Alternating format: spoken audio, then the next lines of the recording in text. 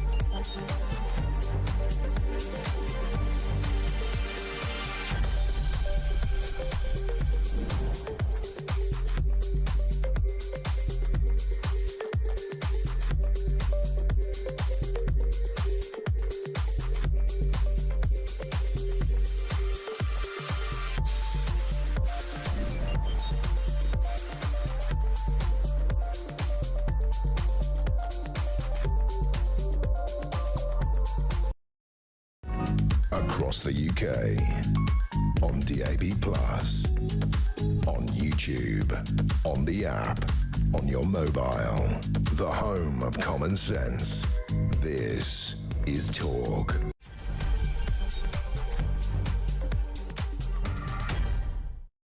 And good afternoon. Thank you to Russell Quirk. He's back soon here, right on Talk, the home of common sense. Lots to get through this afternoon. The UK's most senior police officer has warned thousands of young men are obsessed with the violence in the wake of the Southport killings. We were already beginning to conclude exactly that from the myriad stories and horrific murders and killings we have seen in recent years. What is behind the radicalisation of mostly young men? We'll look at that shortly.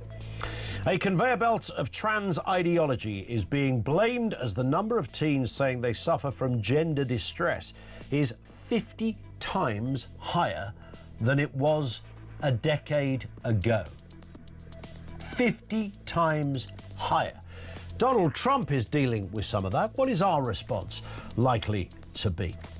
And trains and flights have been cancelled and schools closed as Storm Airwind brings 100-mile-an-hour winds and threatens widespread destruction across the United Kingdom. It's a bit grim out there if you're in the hotspot. All of that and more on the way. Everything you need to know, all the breaking news right here on Talk 0344 499 1000. Nearly 1:05. What is behind the radicalisation of young men? We are seeing more and more examples of death, violence, torture and abuse. Not exclusively carried out by men, but mostly carried out by men and young men. The radicalisation of young men. That's a big old question. I appreciate that. And it's not always easy to answer. There's some obvious clues and there are some obvious areas you would look at. There is clearly a group of mostly young men where there is anger, a mental decline, a need to manifest an innate instability and derangement into vile and horrific action.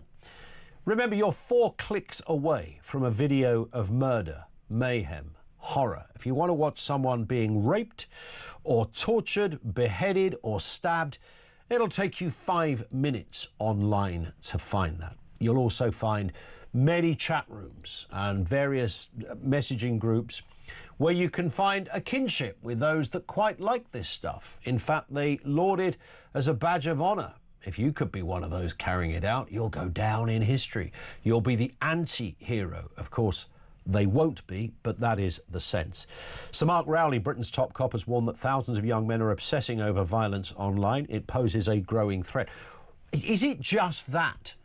Has that become a conduit to just kind of find a point of anger? Your life is not worth living. Your insanity has got to such a disturbing level that, you know, watching this stuff, whatever level of violence it happens to be, and you can see anything you like. You know, the kind of stuff years ago, not so many years ago, the TV channels would say, you know, this is so barbaric we cannot show the pictures.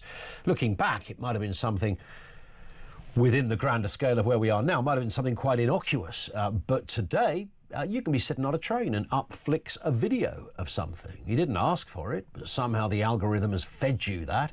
If you dig a little deeper, a few clicks away, you can watch whatever you want. So if you're already in that kind of that disposition, where your life in your own head has fallen apart for whatever reason, there is an injustice, there is something wrong, you are the victim yourself, and seeing death and destruction for some reason feeds that. It's a medicine in some respects. Look at what we've seen recently and within the last few years. The Southport killer, crimes of the likes we've rarely seen, frankly. The phrase as bad as it gets, a horror scene in every possible way, carried out by the insane and evil mind of a 17-year-old. Flagged, by the way, as a 12-year-old. The crossbow killer, Kyle Clifford, murdered a mother and her 2 daughters. The sheer levels of unspeakable violence on these women is, again, too graphic to fully broadcast. He's yet to be sentenced, but pleaded guilty just a day or so ago. A woman in Plymouth, I was reading this just a little earlier, killed. Details we await. A 14-year-old boy on a bus, Kellyan Bokassa, allegedly attacked and killed by 2 boys carrying, quote, lengthy machetes. Brianna Jai, the 2 teen perpetrators of the death there, radicalised and obsessed with violence and serial killing. Remember Jake Davidson, the incel killer who shot 5 people to death, including his own mother and a 3-year-old child, before turning the gun on himself. Leo Ross, this is just recent, a 12-year-old boy stabbed to death, again in the cold light of day. A 14-year-old arrested. Just at the tail end of last year, 2 13-year-old boys found guilty of the murder of the teenager Sean Sihashi in a random and senseless machete attack. The killers were 12 years old at the time. So you can see the pattern there, the levels of barbarity, the levels of violence, the obsession with a knife, with a gun, with death. and you're going to carry it out. If you die yourself or if you go to the chiller for 52 years, it seems to matter not, because that is part and parcel, perhaps, of the badge of honour. I don't know. You're that angry, you don't care. Violence has always been with us, of course, from the grim days of Victorian Britain. That wasn't the safest place to be around. The mods and the rockers of the 50s and the 60s, the battlegrounds, take a blade, slash your enemies, all of that. Brighton Rock, written in the 1930s, but clearly illustrating some of the violence of the day. But I don't think we've ever been where we are right now. It's a minority, it's a firm minority, and perhaps always will be, but it does seem to be growing. Where the hell does it come from? Do we blame Twitter and Facebook? Is it that? Is it something before that? What is the story? What is behind the radicalisation of young men? 0344 499 1000. If you can shine your own light on this, or maybe you speak from a level of deep regrettable experience. Perhaps you speak as a relative of a victim in whatever capacity. Where has this come from? What the hell is going on in our world? When I can read out just half a dozen examples of stuff that's happened in recent times that certainly when I was a kid, it would have been unthinkable. If you think of the image of, we were talking a couple of days ago, somebody called in talking about owning a penknife. There was nothing weird about owning a penknife. Kids who owned a penknife, the only safety instructions they got was not to cut themselves. There was no thought that they might go out into town and use it somewhere. Now it's not a penknife, it's a 3-foot-long machete.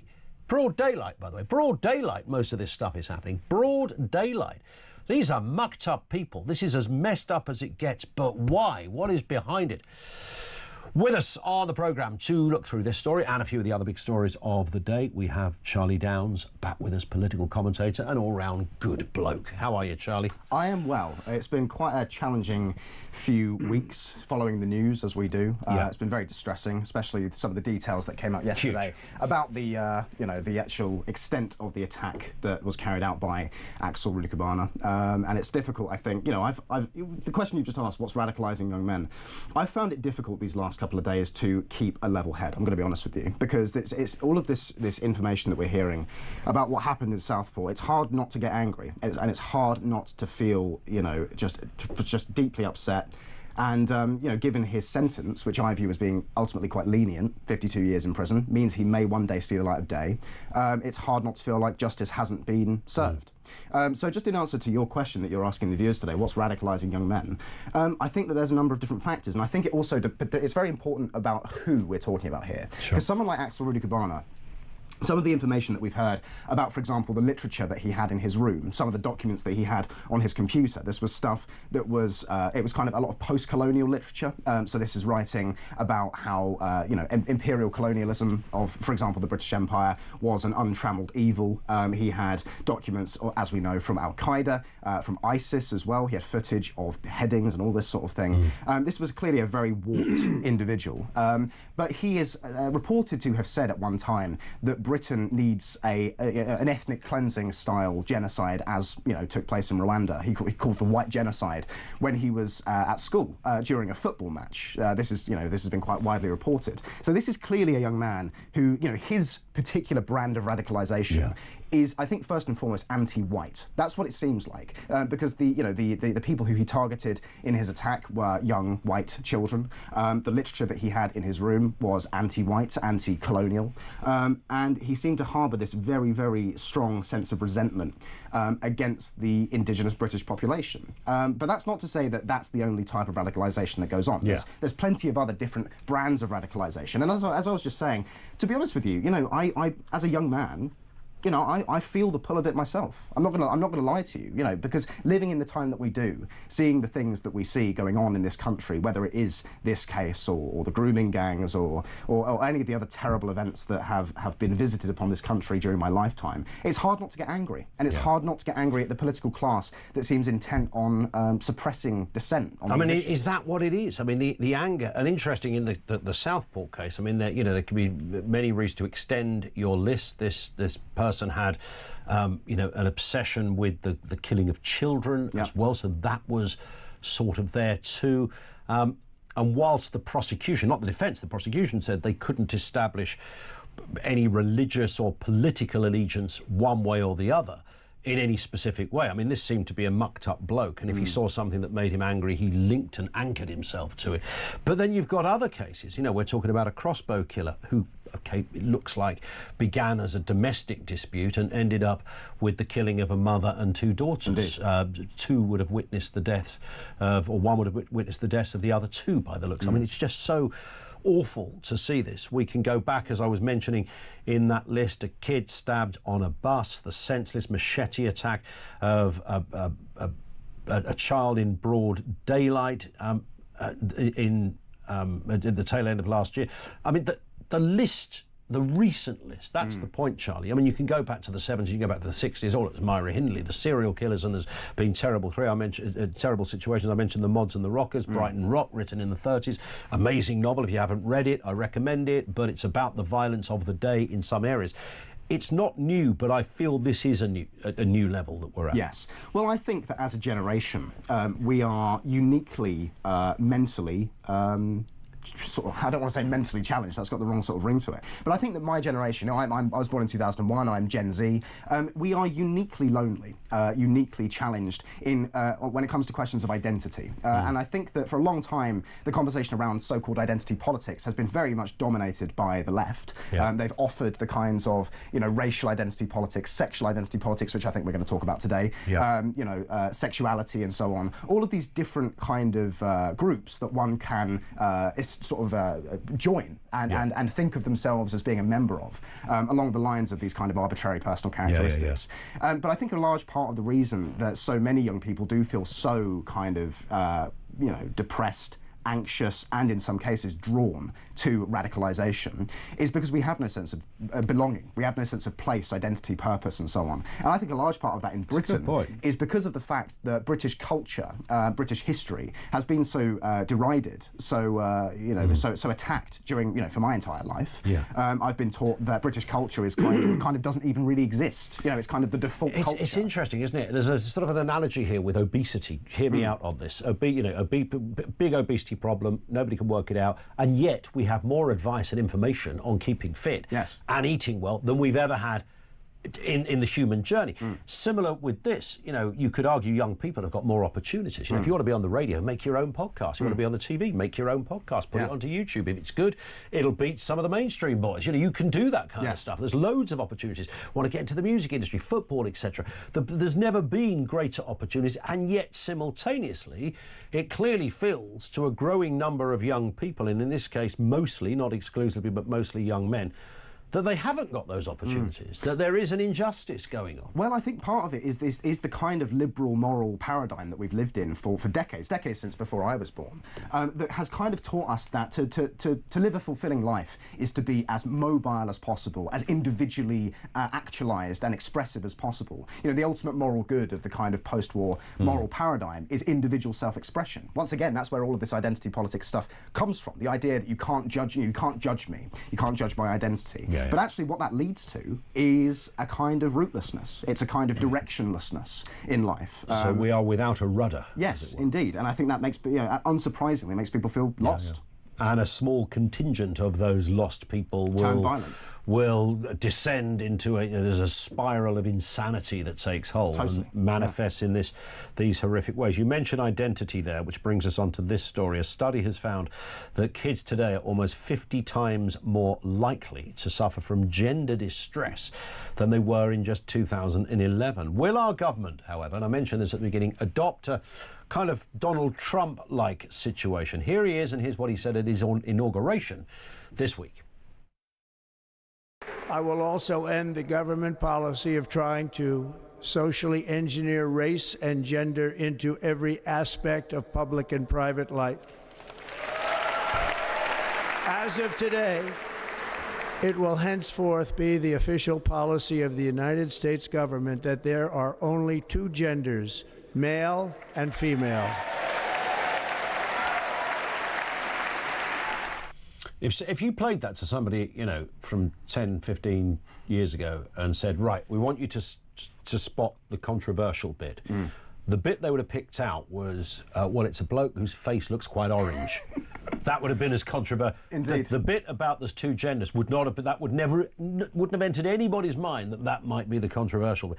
But that, of course, is where the hook is, and we understand today that Donald Trump has ordered that all government buildings will not fly the rainbow flag or the Black Lives Matter flag as well. I think he gets house points in that respect. But NHS records do show that in 2001, 200 under 18s identified as transgender or had gender dysphoria. So I can kind of get that. 200 people said, look, I know it's a bit weird, but I'm not feeling right. There's something going on. I don't know what it is.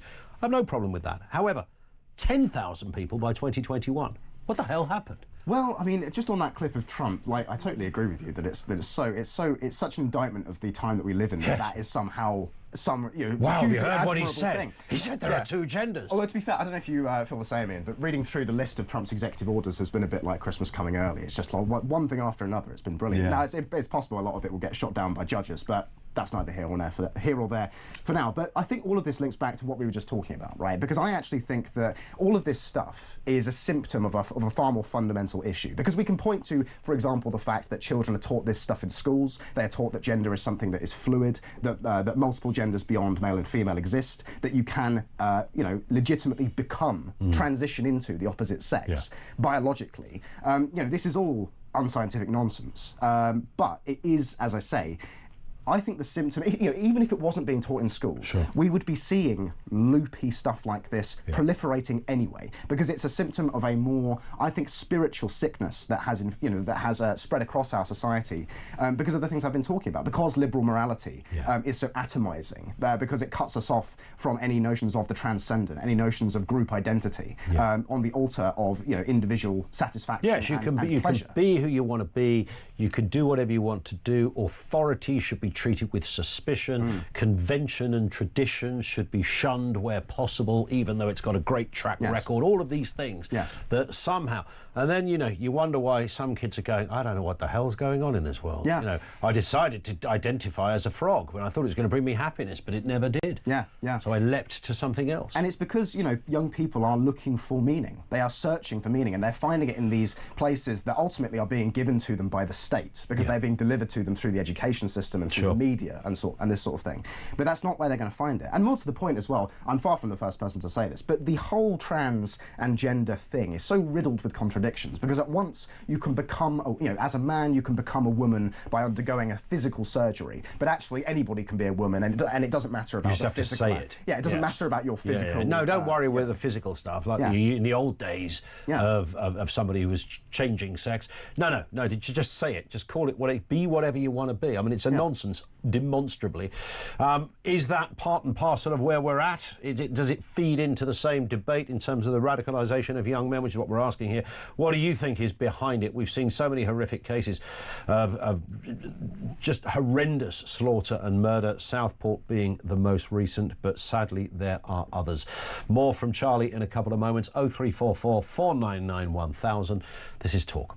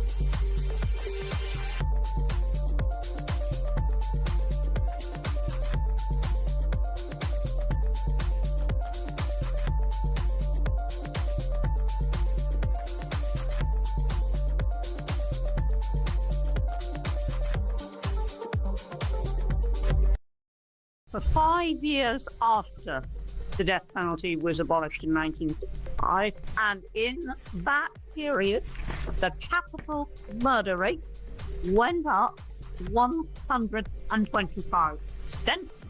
The incidence of criminals taking firearms on robberies went up something like, I think, 40%. There was a huge rise that proved conclusively that it had been a deterrent.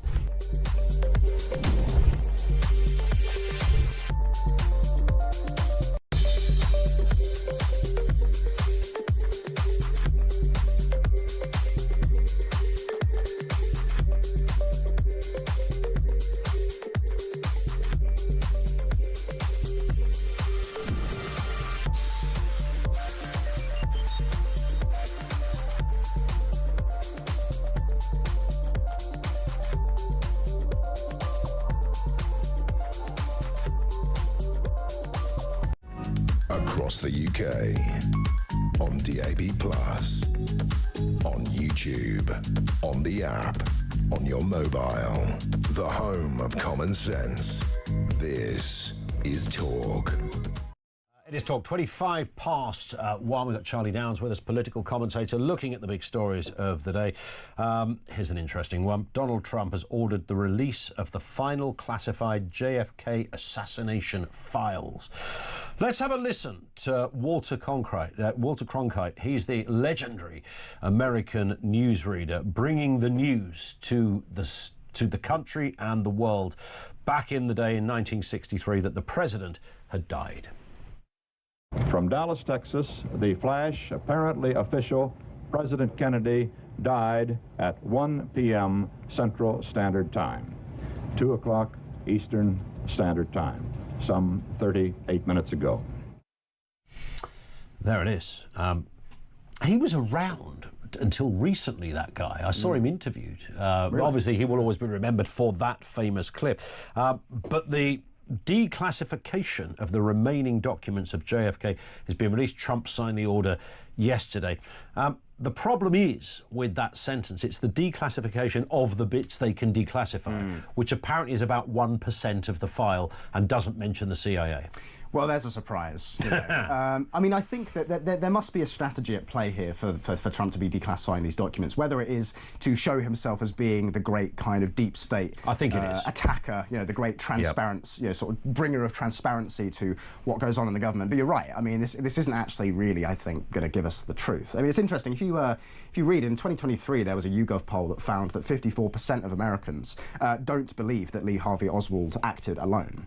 You know, they believe that, you know, one organisation or group of individuals or another was involved. I mean, obviously there are numerous conspiracy theories about who was behind it. As you just mentioned, the CIA, that's a very big one. The Mafia, who JFK was known to have been to have collaborated with when winning Chicago. Frank Sinatra, I think he got accused once. Indeed, yeah. So who knows? It wouldn't have been so suspicious had the bloke that killed him not then been killed himself. That's weird. Really what made it. Yeah. I'm trying to remember who the guy was. It Jack Ruby? That rings a bell. The other assassin. Yeah. So yeah, that clearly, you know, we got the guy who did it, and then bang. In fact, that was televised. I think that moment because Oswald was filmed walking through the police station, and then bang. Yeah. You know, somebody shoots him. It doesn't. I mean, I don't think it's particularly out there or controversial to suggest that that Oswald did act with the support of some organisation or another. And I mean, if you listen to what JFK was saying about the deep state, the intelligence services in America, how he wanted to break the CIA up and hand over intelligence operations to the military. He kind of, you know, it's not a million miles away to suggest that maybe they were involved because they didn't want their power and influence being taken away. Yeah, spot on.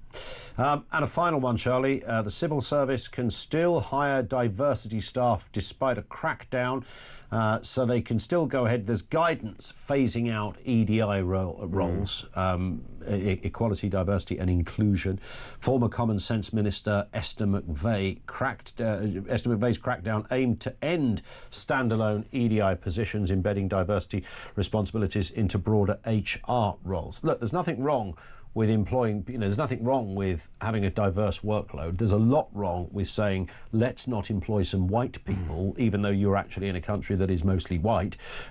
you can't imagine that conversation in Lagos, in Nigeria, going, you've got too many black people in the boardroom, you need to get some whites in here pretty quick. Yeah. That probably wouldn't happen. Starts But to for sound some quite reason, colonial. yes, the sort of self-flagellation of certain departments and thinkers and bosses and governments and local authorities has led to this insanity that, oh my God, it's too white in there. We can't have this. We need to get some people of different religions and faiths. And it's a really strange aspiration. If people of other religions and faiths are being precluded because of their religions and faiths, I would equally argue as passionately that's also wrong. But the idea that you would somehow desire to employ one person above another because of a characteristic is extraordinary. Well, back to the conversation that we were having earlier about the radicalisation of young men. I mean, this kind of stuff is the actual architecture of that radicalisation. When you tell young men, you need not apply for this job because you are male, because you are white, and so on. We saw that Westminster Council the other day, and others. Exactly. Yeah, the NHS, the civil service, local government. It's no surprise that makes people angry because it's ridiculous and it's absurd, especially in a country that is majority white. I mean, it's just ridiculous to discriminate against the majority. That just seems totally backwards. It's a bit weird. But I think there is a kind of a joke that goes around that as things are moving forward, Britain is becoming something like a woke North Korea, where the rest of Europe and indeed the West, with Trump entering office in America, with the AfD doing so well in Germany, with the National Rally doing so well in France and so forth, and even the EU itself moving to the right on things like immigration. Hungary and others. Hungary and so on, Austria, everywhere else, Romania. The Britain is starting to look like this kind of throwback, this kind of state that is stuck in this outdated political paradigm that everybody else views as being totally illegitimate, totally ridiculous, totally backwards, that the history books will report as being insane and destructive, and yet it seems that our governing class are intent still on pushing forward with this. Others have said that up until the resignation of Trudeau, this was Canada. Canada was this super liberal, super progressive, bonkers country where people were discriminated against on the basis of race and sex and all the rest of it. But Trudeau's resigned now, and so that really does just leave Britain. I mean, where else is there that's still into this stuff? Yeah, we might get Mark Carney, the former governor of the Bank of England, in that role. What goes against what you've just said, actually, Charlie? You said about in a country where there's a white majority. That doesn't mean anything to the cool kids over there at Westminster Council because they've got this new phrase in town, the global majority. Well, are you part of the global majority, which is sort of suggesting it's their way of going, no, we're not discriminating, we're just we're employing people from the majority. Well, that actually, I think, is a real mask-off moment because I've heard that phrase before, and then you can actually frame it in terms of, okay, so white people are a global minority when we look at the actual number of, of the different groups that exist, and so you're going to discriminate against them on the basis of them being a minority. Yes. Like suddenly this starts to look a little bit... You can reverse engineer that phrase. But, again, as with so much of what we've talked about today, this too will be remembered as just a symptom of the, insanity, the spiritual sickness that has inflicted our societies for so many decades. We are living in an upside-down world, kids. Charlie, thank you. Always we will see you soon. He's Charlie Downs with us here on the programme, political commentator. Over to you. Anything you've heard so far, we'll take comment on that, in particular that question, what is behind the radicalisation of young men? We'll go to the phone shortly and speak to others too. Our lines are open, just gone 1:30. This is Talk.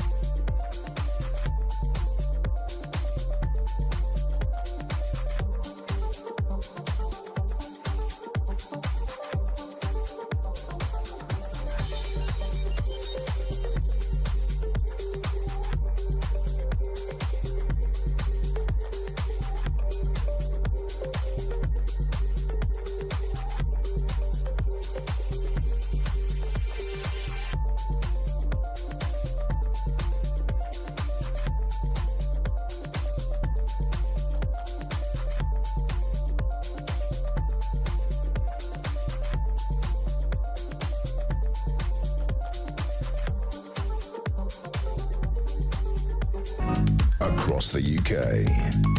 On DAB+, on YouTube, on the app, on your mobile.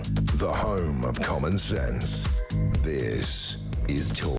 It is Talk. 0344 499 1000. We were asking the question, what is behind the radicalisation of mostly young men? It's not exclusively. There are some clearly horrific stories involving women as well. I had an interesting text on that from Mike, who says, we often hear about violence against women and girls, which is, of course, abhorrent. However, 80% of violent crime and murder victims are male, as are many domestic violence victims. This is rarely mentioned. You should get Phil Mitchell, not that Phil Mitchell, who is a counsellor for male abuse victims. Yeah, he looks like a good guy to talk to on this, but it is often forgotten. I heard Mark Rowley earlier talking about, you know, budgets for the Met Police and a specific budget for violence against women and girls, which is, you know, absolutely fine. There's a lot of male victims out there, and I think when it comes to murder victims, males would be way disproportionate to females in that respect. This comes from Don in Chelmsford. It's obvious a lack of discipline in our society. This is reference to the question, what is behind the radicalisation of young men, linked with failings in education, social services, probation, the justice system, have inevitably led to knife crime and radicalised young men. And one here from Anne in London. Some media say the boy's father, this is reference Southport, did ask for help about knives, but the police gave no helps, gave father tips on how to hide knives. Something like that. I mean, none of it is, whatever way you look into this story, every part of it is grim and bad. The UK's top cop, Mark Rowley, has talked on this issue, saying that thousands of young men are obsessed with violence in the wake of the Southport killings. He's warned that many are spending hours in their bedrooms consuming online content about school shootings, beheadings and terror. We know yesterday the Southport killer was jailed for at least 52 years. Keir Starmer plans to review laws to address what they call lone attackers after the admission of the mass stabbings. Let's speak with Emily Constantis, CEO of Safeguarding Alliance, who's with us now. Emily, good afternoon to you. Good afternoon. Thanks for having me. I do hope I got your name correctly there in the end. Apologies if I didn't. Nice to have you with us. What happened in Southport, of course, is almost beyond the worst nightmare you can think of. And in fact, I said this a lot yesterday. We were all aware loosely of what had happened. This person had gone into a school club and attempted to kill everybody, but killed 3 and injured many others. It wasn't really until yesterday we got a real gauge of just how horrific this was. I don't think any of us were quite expecting that level of disturbing and upsetting detail. But of course, he is but one of, maybe the worst example, he is one of many, and particularly young men, who we have seen of late. In the same week, this crossbow killer, Kyle Clifford, again, unspeakable violence used by the looks of things in a crime. What is happening here? I know violence has always been with us in one respect or another, Emily, but we seem to be reaching some kind of horrific crescendo on this. I completely agree. I think what we've got to stop doing, though, is trying to make excuses. What this person did was absolutely disgusting. It was evil, pure evil. And what we need to actually now address is how on earth it happened, when so many, what we're starting to learn now, and obviously I can't speak because I have the full facts have not yet come to surface, but how, when so many agencies were involved, did not one person take action to actually intervene and stop this person being able to even be in a position to enter that building. There are no excuses at all for what this person did. It is absolutely nothing but pure evil. And in terms, I mean, it seems the same, doesn't it, when we see a terrible story of a child that has been killed in the home. We've seen this quite recently, but those stories sadly do happen on a disturbingly regular basis. It's almost the same story, isn't it? You know, you find out the doctor knew, social services knew, a couple of teachers knew, the neighbours knew, but nobody somehow had put all of this together. Absolutely. I mean, this is what shocks me. How can so many individuals, so many parties be aware, this person be on their radar, but yet no action was taken? We've heard obviously that Prevent had been involved. Where was the action being taken? It's no good if we've got the services in place, but yet action isn't taking. What are we doing as a society to protect children? I'm actually lost for words on what even to say in relation to this case. It is just utterly disgusting. Is there a view then on what is happening to particularly young men who are, and you're right, nobody wants to make an excuse for somebody, because every time you explain it, it could sound like some kind of justification. You know, the minute you sort of tread into the territory of, well, it was a mental illness, then you're almost absolving a certain level of responsibility, and nobody wants to do that. But there does seem to be levels of violence that are out there. I think that's the bit here. I mean, the amount of violence involved in these particular killings and others, but this in particular, it's so off the scale, it's off the charts in terms of the viciousness and the frenzied nature of what this person did. I mean, what the hell is going on? Well, I mean, we can put blames on social media, on internet and what they're reading, but ultimately the failing here is that action wasn't taken. So what's happening is the system is effectively overwhelmed. The fact that they're not responding when there are cries for help in terms of this individual needs to be stopped. So what's happening is that actions aren't being taken. There is no excuse. There's no rationale. We cannot say why this individual did what he did, other than and I reiterate it, this was an evil crime, but actually what we need to do and what's happening is we're not responding quick enough. So if somebody's being flagged in relation to being a risk, prompt action needs to be taken. There needs to be a communication of risk, and there needs to be appropriate surveillance of that said individual. Listen, Emily, thank you for your time. Emily Constantis, CEO of the Safeguarding Alliance. That's an organisation from around the world who share a mutual passion and drive to put an end to safeguarding failings. And there are many safeguarding failings at all. Susan says, can you please stop showing the monster on screen, drawing or photograph? You're talking about the radicalisation of young men, and still a drawing of this person is on screen. He will be a hero to others.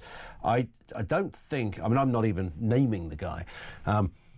I don't think many people would be a hero, but of course it is, Susan is absolutely right, it is that contingent of people that we're really talking about who do see people like that as a hero, because I would imagine this individual saw other people like that as a hero. He thought Al-Qaeda were heroes. He thought people who carried out school shootings in America were heroes. He thought people that slaughtered children were heroes. I don't think this guy had any specific allegiance to one group other than those that are hell-bent on causing some level of carnage. That appears to me to be where he came from. But where does that come from? Where does that, I mean, how do you, I mean, we can talk about mental health and all the rest of it, but how do you descend so deep into that pit of frenzied insanity that you are getting your feed, if you like, from violence, murder, torture, rape and slaughter? That's the bit that appeases you. That's the outlet for everything that is wrong. Ray is in Colchester on this point. What do you got for us, Ray? Good afternoon. Yes, good afternoon. Funny enough, I spoke to you the other day on this very subject. On this very point, yeah. Fire away. Yeah, and I'll kind of reiterate it. I mean, look, what we've done over the last 40, 50 years, we've denigrated men's role in society. Masculinity is now toxic by default.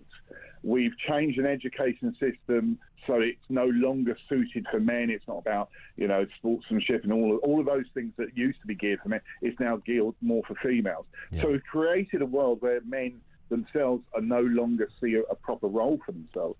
At the same time, we used to know that the most dangerous people in the world are young men because of their inherent power and violence.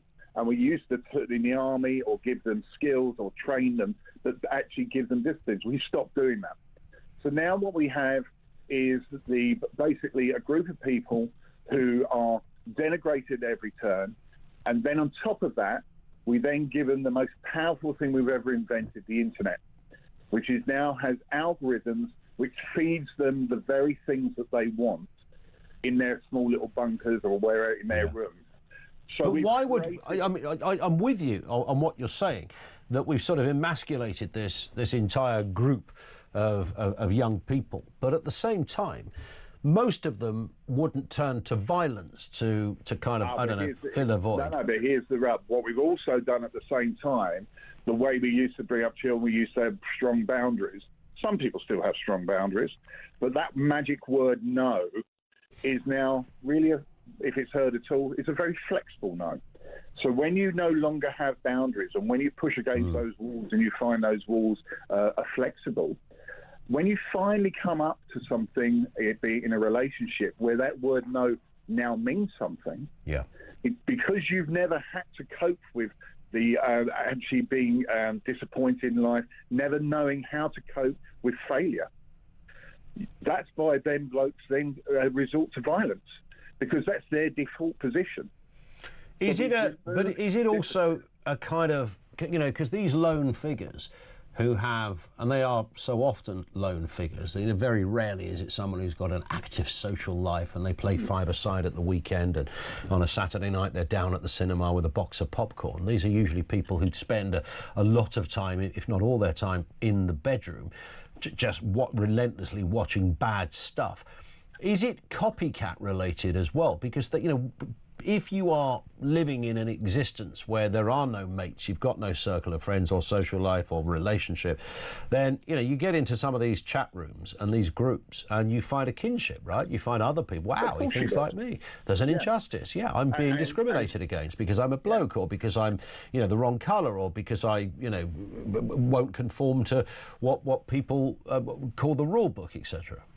Well, you make your own reality. And within that reality, within that world, if that world is being reinforced by one, what the computers are feeding you, to whatever circle of communication, suddenly you've created a reality where you are the hero.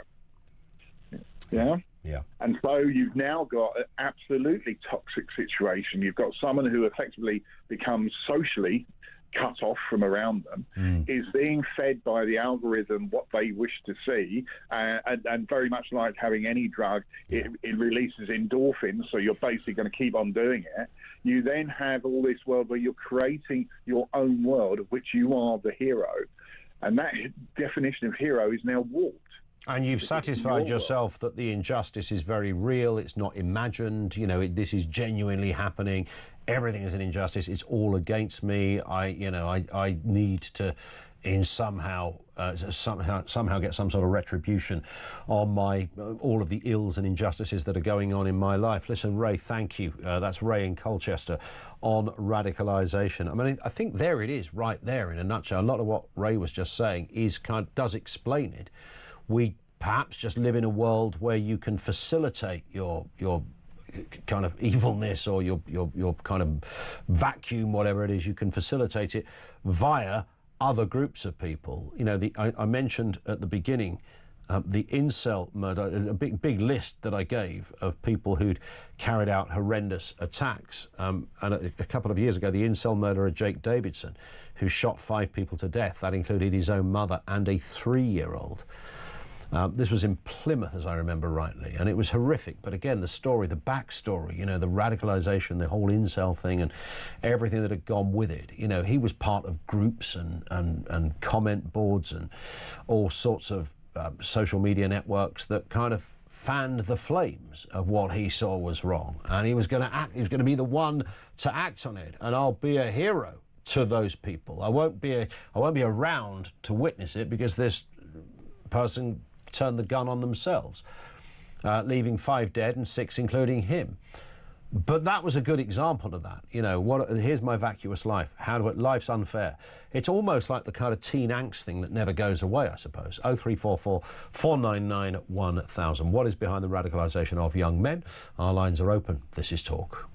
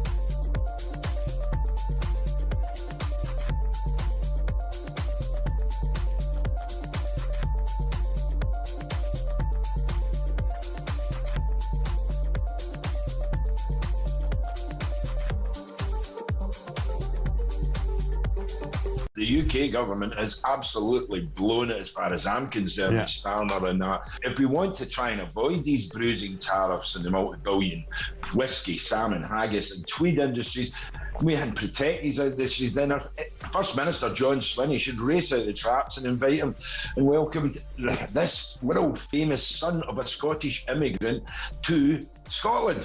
We have no money, but we should play to his ego. We should celebrate his victory, not be bitter, twisted, insular and small-minded.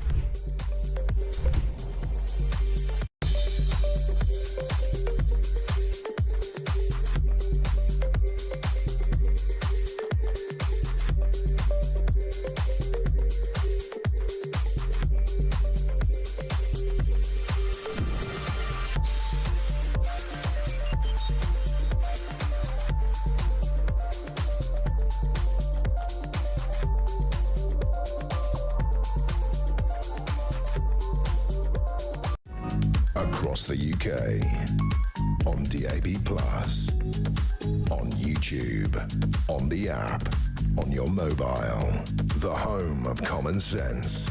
This is Talk.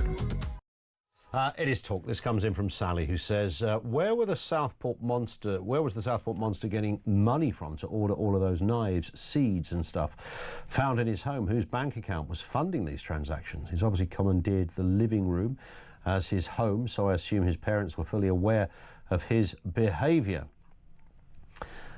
Will there be any investigation into his parents? As I understand, there are questions over their background. Well, there has been, and as you would imagine, social media does its thing when it comes to this. Keir Starmer was meant to have been the lawyer for his dad, who was meant to be a war criminal from Rwanda. No, none of that is true, by the way. That is absolutely not true. Doesn't stop social media doing its thing. That's not to say we don't question the parents. We know that the dad apparently tried to stop him getting in a taxi going to a school, his old school, the other day. I don't know. This sounds like a kid that was way out of control. I'm not making any excuses for bad parenting, and that perhaps is a factor. And there might be other reasons behind that that we don't yet know about and perhaps never will. But yeah, you'd have to call into question, you know, was something else, or could there have been something else done from a parental aspect? Mark's in Lincolnshire on this issue of the radicalisation of young men. Mark, what have you got for us? Hi. Hi there, Ian. Hi. Hi, mate. Yeah, my take on all this is just, it's quite simply, you've got so many different factors that are all playing into each other, and they're all feeding into one another, if you know what I mean. 'Cause you've got these kids that are going to school, and what are they getting when they're at school? Everything's through the lens of DEI. It's through, decolonisation, and it's through, Black Lives Matter and white man bad, climate change is the West's fault, and all this kind of stuff. That everything they're being taught, whether it's directly about those issues or not, it's always through that kind of lens. So they've got that going on. They then have so many commentators in the social media sphere. You got your Femi and Irinda Cause, all these kind of people who are very, very much anti-white. The rhetoric that they come out with, everything is the white man's problem. It's Britain's problem. Britain's terrible. Britain's an awful place. I mean, they never leave the country, but it's a terrible place to live, apparently. So but yeah, you have quite the danger, Mark. Just to interject, you've got quite a lot of white people making that point as well, which is where the problems start. This is what I was about to say, Ian. Because you're getting this is what I'm talking about with the school setting. Because obviously a lot of the teachers there are usually going to be white females within the school system, because it is a predominantly female-oriented job. Let's be honest about that. And they're coming from universities where they themselves are indoctrinated, so they're kind of like self-flagellating themselves anyway, because that's the mindset they have. Because they're flat. What you're also seeing is the ones that are coming out of university, and you see this in all the services, and now the police service takes people from universities as opposed to the recruitment they used to have. So you're getting these indoctrinated people within every aspect of society that are all self-flagellators, that are always going to treat people that aren't white in a better light than they will treat their own colour, their own people. Well, they exist in a perpetual world of injustice, don't they? Everything is an injustice. There's always a battle that's got to be fought. Yeah, but then when you put it into the mind of somebody, you have all that going on in the mind of somebody like this animal that's committed the most horrendous crime. And on the back of that, you then got the Norwegian study that's talking about, second-generation immigrants, so people exactly like him that don't feel connected to their homeland, which is a place they're probably never going to go to. Yeah. But it's where their parents are from. So their parents are not British. They grow up knowing their parents aren't British. They don't feel British because they look different to everybody in Britain. They're not connected in any way to their homeland, but at the same time, they're forming a far more connected bond to the homeland they've never been to and likely never to go to than they do with where they actually live, i.e. Britain. Yeah. So you get all that going on. Then they start looking, as your previous caller was saying, and the algorithms feeding them all this stuff that they want to look at. So for somebody like him, he's obviously getting into stuff like genocide, Holocaust, all this kind of stuff. And over the years, you can almost chart it with the guy, with this lad. You can chart it. It goes worse and worse and worse and worse. It gets worse and worse and worse. And then obviously you've got obviously there's massive establishment issues, where they failed. But underlying, as much as I hate to say it about this animal, I can kind of see the pattern that he's gone down, the pattern that's led him. Well, and one that he might have even been, I think what you're saying here, Mark, is been encouraged to go down, and that's the real crime as well in this. Mark, great point. Thank you for that one. Here says, Collins, you're trying to woke wash the race hate attack in Southport. If I had any clue what that meant, I would elaborate on it, but I absolutely don't, so can't help you, fella. Helen's in Blackheath. Helen, what do you got for us? Hello. Oh, God, what have I got for you? I've got everything for you. Woke wash, indeed. Right. First of all... I don't know where the race hate thing... I know there's a lot of stuff on social media. Nothing that came up in the prosecution's case in the court, I should add, by the way. I know. Well, for a kick-off, what Keir Starmer should have done, was it Wednesday when he pled guilty? And Keir Starmer came out and said, oh, yes, well, let's be clear about this, and I'm going to do this, and I'll tell you what he should have done. He should have said, right, the first thing I'm going to do is to stop all these Sharia law courts. Damn them. That's my first thing that I'm going to do. That's what I'm going to do. The first thing that I'm going to do. We're going to get that in law, stop the Sharia law courts. People would have gone, wow, now that's a really good thing, isn't it? What all this is a culture. It's a nice culture. It's a culture that the kids are not speaking properly. Here, man, what you're doing, and even the white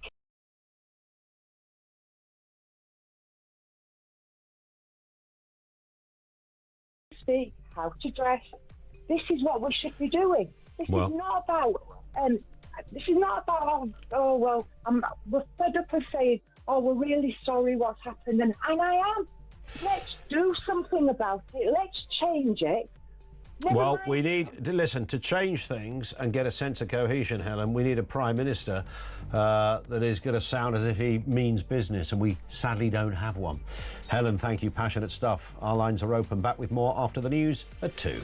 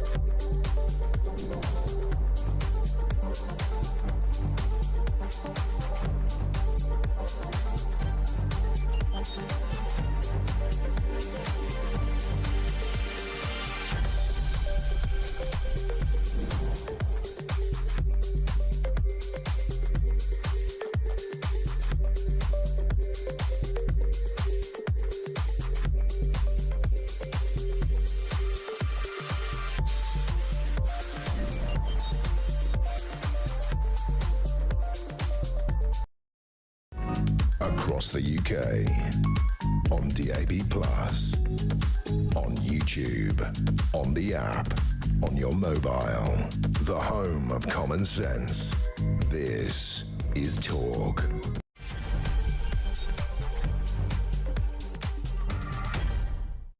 Three minutes after 2 o'clock, right here at the home of common sense. Welcome back to the programme. Lots to get through. The UK's most senior police officer has warned thousands of young men are obsessed with violence in the wake of the Southport killings. We're asking that question about what is behind the radicalisation, particularly, mostly, not exclusively, but mostly by a country mile young men. What is going on there? You look at the barbaric attacks we've seen over recent times, the levels of violence employed, machete attacks, crossbow attacks, knife attacks. Something is getting worse. It's out of control.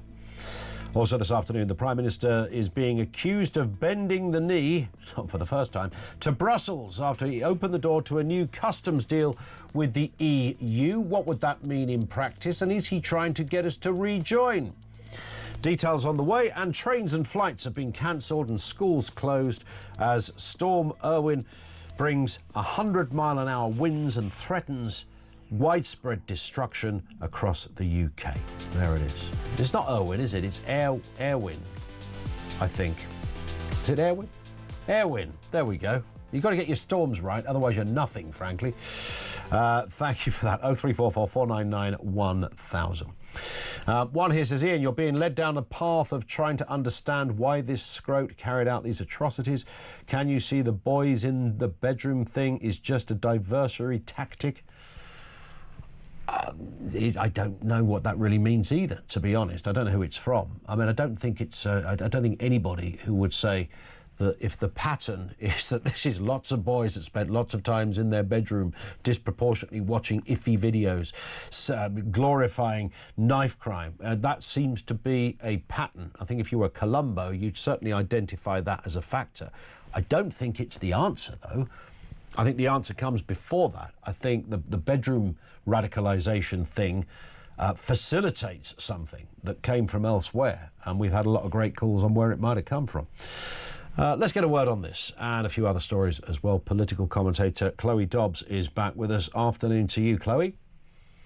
Hello, Ian. How are you doing? Good, thank you. Nice to have you with us. Of course, now the discussions about what we do about violent young men has begun in the wake of what happened in Southport. It's as we've said many, many times over the last few days, particularly yesterday, we can't really overstate in any shape or form the horror of what happened there. It was worse than anybody could have even thought about. On the back of that, Mark Rowley, the Metropolitan Commissioner, what you call the UK's most senior officer, has talked about young men obsessing in their bedrooms with violent videos online, posing a growing threat. Not the full answer, but is he sort of onto something there, Chloe?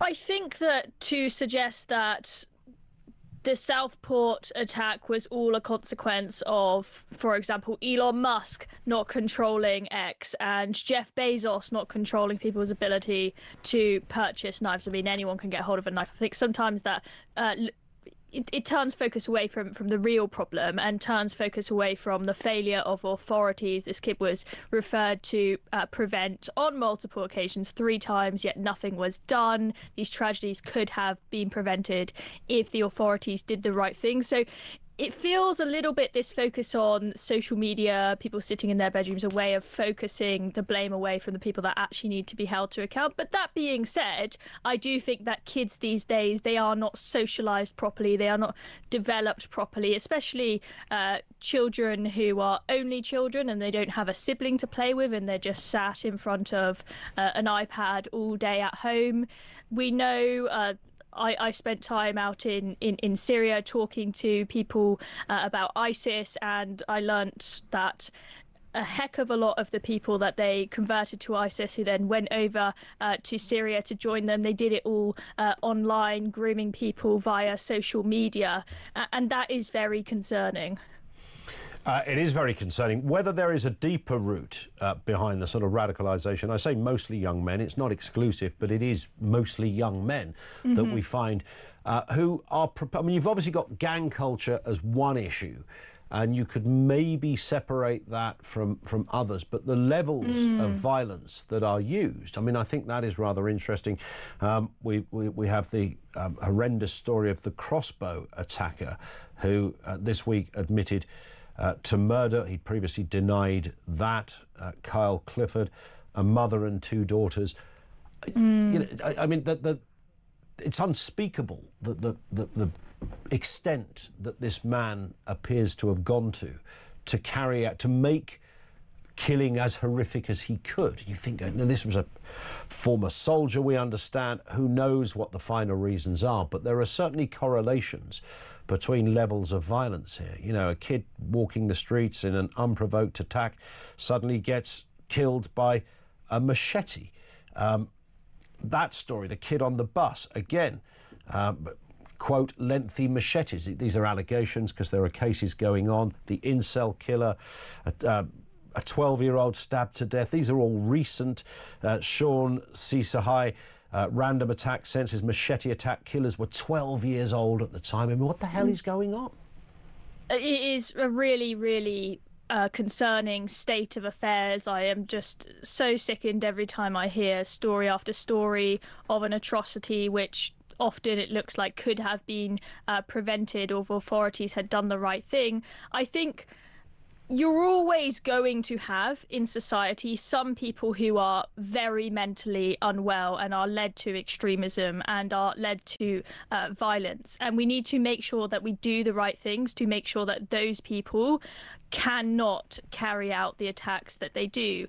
And first of all, that means, you know, in Axel Rudikabana's case, as soon as he was referred to prevent, action should have been taken. We also heard a dad who has spoken out of a girl who he went to school with, and it was known that he had a kill list when he was in school. Why were the alarm bells not rung then? Why wasn't serious action taken then? And then just generally speaking, when it comes to young kids going around with machetes willy-nilly, if it were the case that if you are caught with a knife, that's it, straight to prison, no ifs, ands or buts, kids wouldn't carry knives around. It's not worth the risk of going to prison. Yeah. But when you hear time and time again of people who have been found with knives but just let off the hook, no consequences whatsoever, is it really any surprise that you've got young men walking around the streets of London in particular with machetes on them? It seems like common sense. Just have harsher consequences for carrying knives. And of course, we need more stop and search rather than worrying about it being a racist thing to do.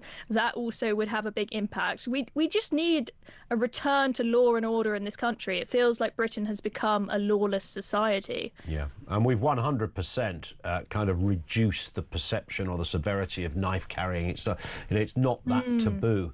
The idea that you'd walk around the street with a machete, not a penknife or a little tiny knife on the end of a keyring.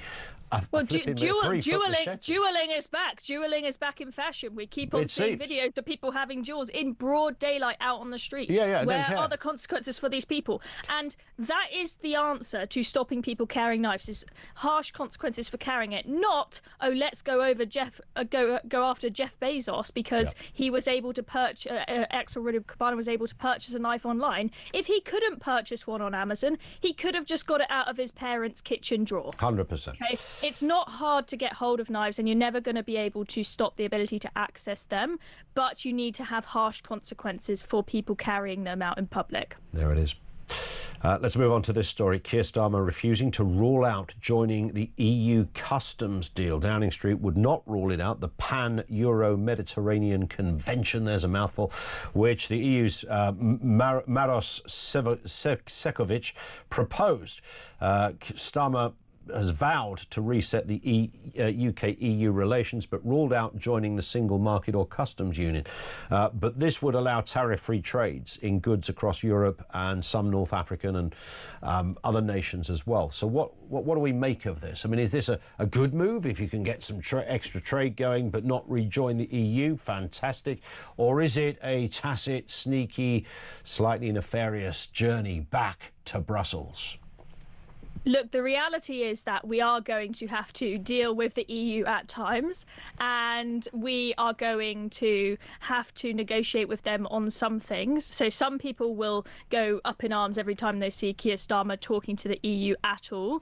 And he's going to have to talk to them. But I don't trust the guy, okay? He's a massive Ramona. We've got David Lammy as our foreign secretary, who said that Brexiteers in the ERG are worse than Nazis. The whole cabinet is pretty much full of Remainers. I do not trust them to try and basically put us back in the EU in all but name. They've said that, we pledge we will never re-enter the single market, the customs union, freedom of movement. But I mean, how many U-turns has this Labour government made? Can we trust a single promise of theirs? I don't think so. Yeah. Michael Gove, former Cabinet Minister, of course, has warned that the EU could demand a very high price for improved trading terms. They're absolutely impenetrable. You could say, well, OK, that's what America would do, or Australia would do, or any other bloc or country would do. But it does seem the EU are very, even if there was something like, there was an example of this quite recently, where even if it harmed their own people, just in order to maintain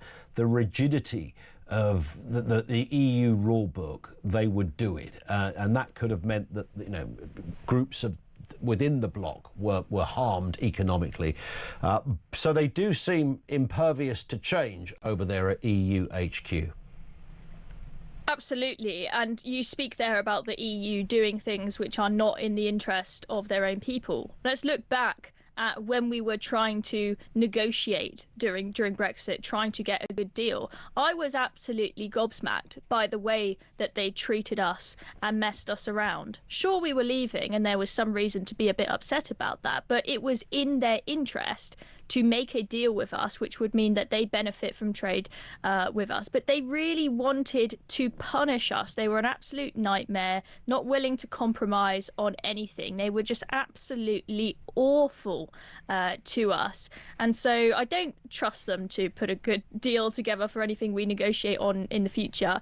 Also, one other thing to mention is Keir Starmer, after we've had the markets and the economy not doing very well, he has said, the solution is an AI revolution in Britain. Yeah. And one of my friends that works in tech, he was saying, well, if Keir Starmer wants there to be an AI revolution in the UK, he needs to really distance himself from the EU, because as someone who works in tech, my friend, he said that what has really held back the growth of AI in this country is EU regulations. They are an absolute nightmare. So especially in that industry, we need to definitely distance ourselves from the EU if we want to have this boost to the economy from AI. There it is. And this, I find this story ongoing fascinating. I can almost write how this is going to pan out. Ed Miliband, the Energy Secretary, has refused to resign over the Heathrow third runway plans.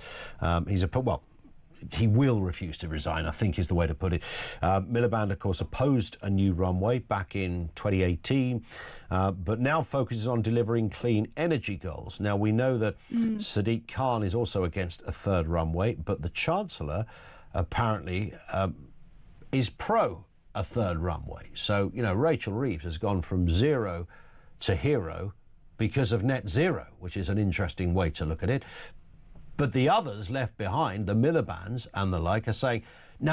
I mean, but this, by the way, would decimate and completely obliterate their net zero evangelism. But what Miliband's gone is, no, it doesn't matter, because we'll just find other ways to offset it. So if we offset it, which means plant some trees in Cleethorpes, then it doesn't matter. We can still have the third runway, and then I'm not being a hypocrite. What a bozo he is. I know, he's absolutely bonkers, this man. I mean, Ed Miliband, it's becoming very, very clear that he is very, very ideological. He will not allow facts and common sense to get in the way of his net zero mission. And look, I am someone who cares about the environment, but it is becoming very, very clear that this net zero plan he has is not really doing much for the environment, but is just going to make Brits poorer. And, we were gaslit before the election, told that Ed Miliband's plans, they're going to bring our energy bills down. You won't see energy bills going up under Labour. All I hear are stories of them going up. And then we found out we only had enough gas to last for a week.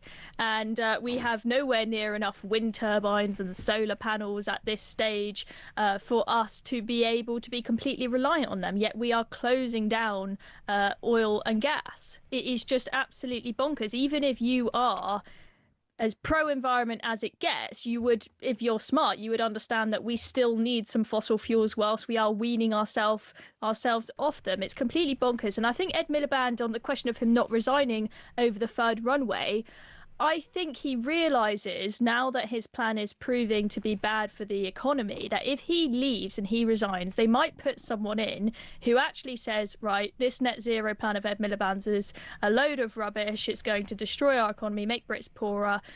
We are going to scrap it. I think he's worried about that. So he'll be desperate to hold on to that position for as long as he can. Yeah. Chloe, great point to finish on. Thank you for that. That's Chloe Dobbs, political commentator, finishing on Ed Miliband. It's just extraordinary. You cannot take a man seriously that is now living his life in an almost obsessive, delusional fashion over his desires and his thirst for net zero. He has somehow crossed the Rubicon, or just decided that he's going to mark himself out, go in the history books, Ed Miliband, the fella that put a windmill on your house, or, you know, a solar panel in your backyard, whatever it happens to be. He's so fixed to that when somebody comes along and says, we're going to build a third runway, if you are Ed Miliband, the answer is, well, you can't, because that goes against it. And if you do, I'll resign. No, don't underestimate the ego of the politician. Ed Miliband's line is, no, I don't have to resign, I just have to plant some trees. Oh, yes. Plant some trees over there in Cleethorpes and Bromley. Get those trees all planted. A few forests can go up. We can plant it on those empty farmers' fields after they've been bankrupt by another one of our policies. Maybe we can do that, and that'll make us feel all good. So if we do that, we're not really hypocrites. We're not contradicting ourselves. We've managed to balance it. What's a lot of old balderdash, right?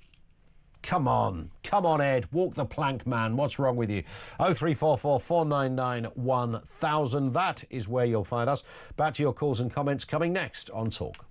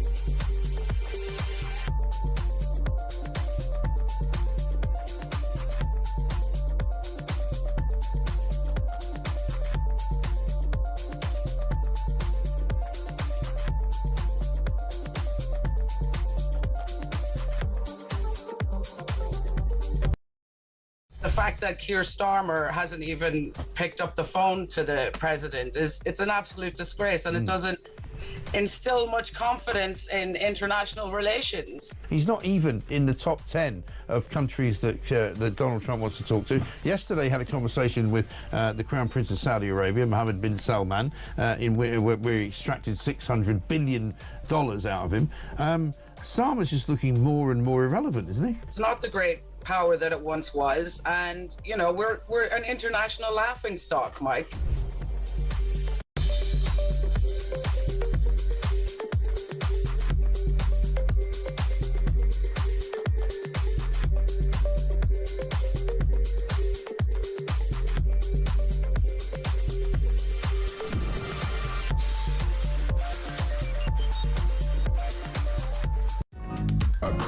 UK. On DAB+, on YouTube, on the app, on your mobile. The home of common sense. This is Talk. There's a lot to get through here. Don says Ed Miliband is not real. He's actually a cyborg. He needs electricity to recharge. Yes. Generated by an old windmill coming out the back of his... Yeah. Dave says, referring to where it all started going wrong with children being disciplined, 2004, it was deemed unlawful to smack your child. Since then, a lot of them has become feral. Now it seems everybody is blaming the parent and schools. I'm in my 50s now, and as a child, I was smacked when needed. As a result, I now suffer from something called respect for others. Something missing from kids today. Yeah, you don't want to be... Dave, you need to see a doctor about that respect for others problem. It'll get out of control soon. Linda is in Nottinghamshire. Linda, how are you doing? I'm fine, thank you. Lovely to speak to you. Yeah, and you too. What are your thoughts?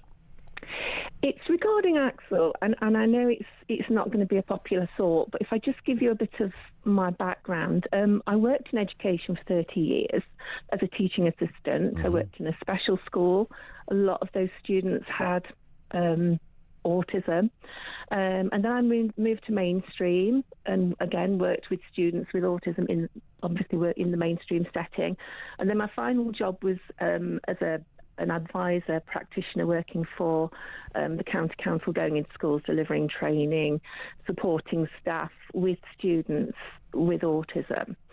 So the first thing to say is that autism doesn't make you a murderer. Of course.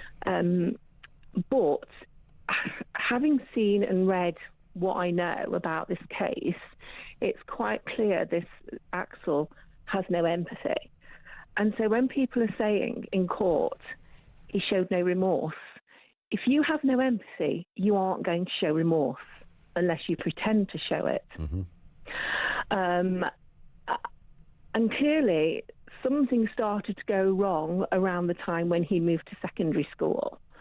Now, in my experience, some students, small minority students with autism, they tend to manage the years in primary school quite well. They're in one class, they have small friendship groups. When they suddenly go to secondary school, suddenly they've got different classes, they're getting used to different people. Yeah, it's a big game changer.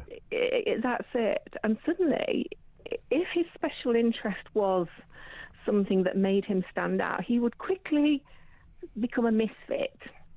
And it sounds like he was, again, something that was I came across with some students with autism.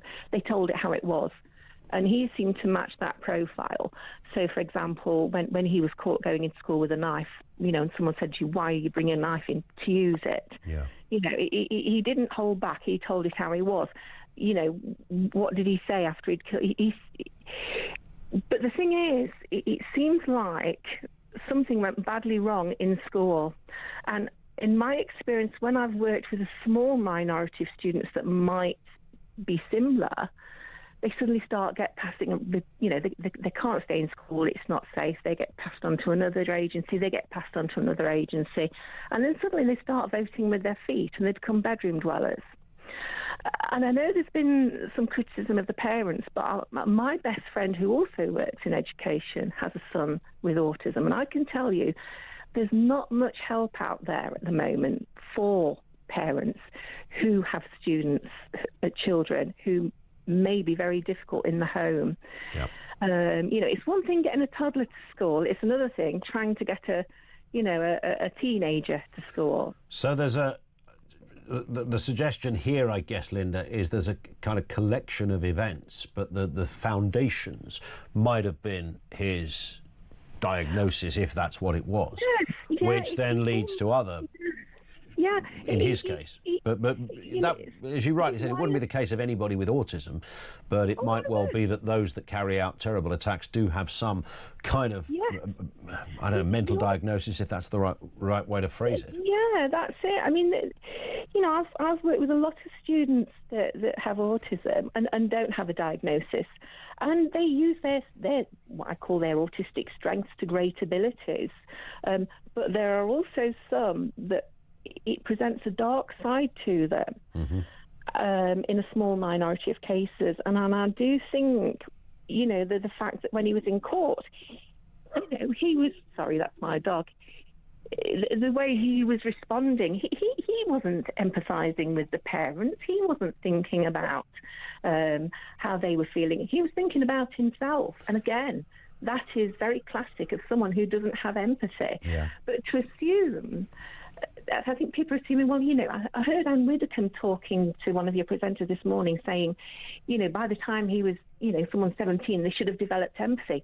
Yeah, neurotypical people do develop empathy by making mistakes, observing others.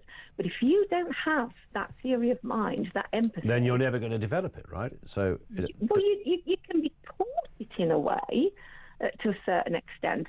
But if you don't have empathy with anyone else, it's far easier to attack someone, isn't it? The tricky... If you're like-minded. Yeah. Because you're not going to be thinking, well, how's that person? No, I get it. Yeah, it's like we go, well, why would you? I wouldn't do that. Well, no, you wouldn't, but they would. You know, that's the difference. But I suppose the problem with this, Linda, is, and a previous guest sort of suggested it, when it comes to a case so evil and as horrific as this, we don't want to look for an excuse, do we? We don't want to say, no. I know you're not. I know you're not giving an excuse. You're giving a potential explanation for what might be the case in one aspect. But that's the trouble. We don't want to go, oh, if he's mentally ill, then it wasn't technically his fault. I wouldn't even say people with autism have a mental illness. It can become autism isn't a mental illness. It's a different way of thinking. A different. But if you become a misfit and you have autism, then that obviously, you know... and then you throw in some other circumstances and... I'm going to have a kill list, and again, he obviously left the school and moved on to other places, but he could not get past that he had been wronged by someone in that school or some people. He couldn't get past it. Well, yeah. I mean... Look, perhaps we will never be able to get into the minds of somebody who carries out an act so barbaric and abhorrent. But I certainly, Linda, thank you for your call.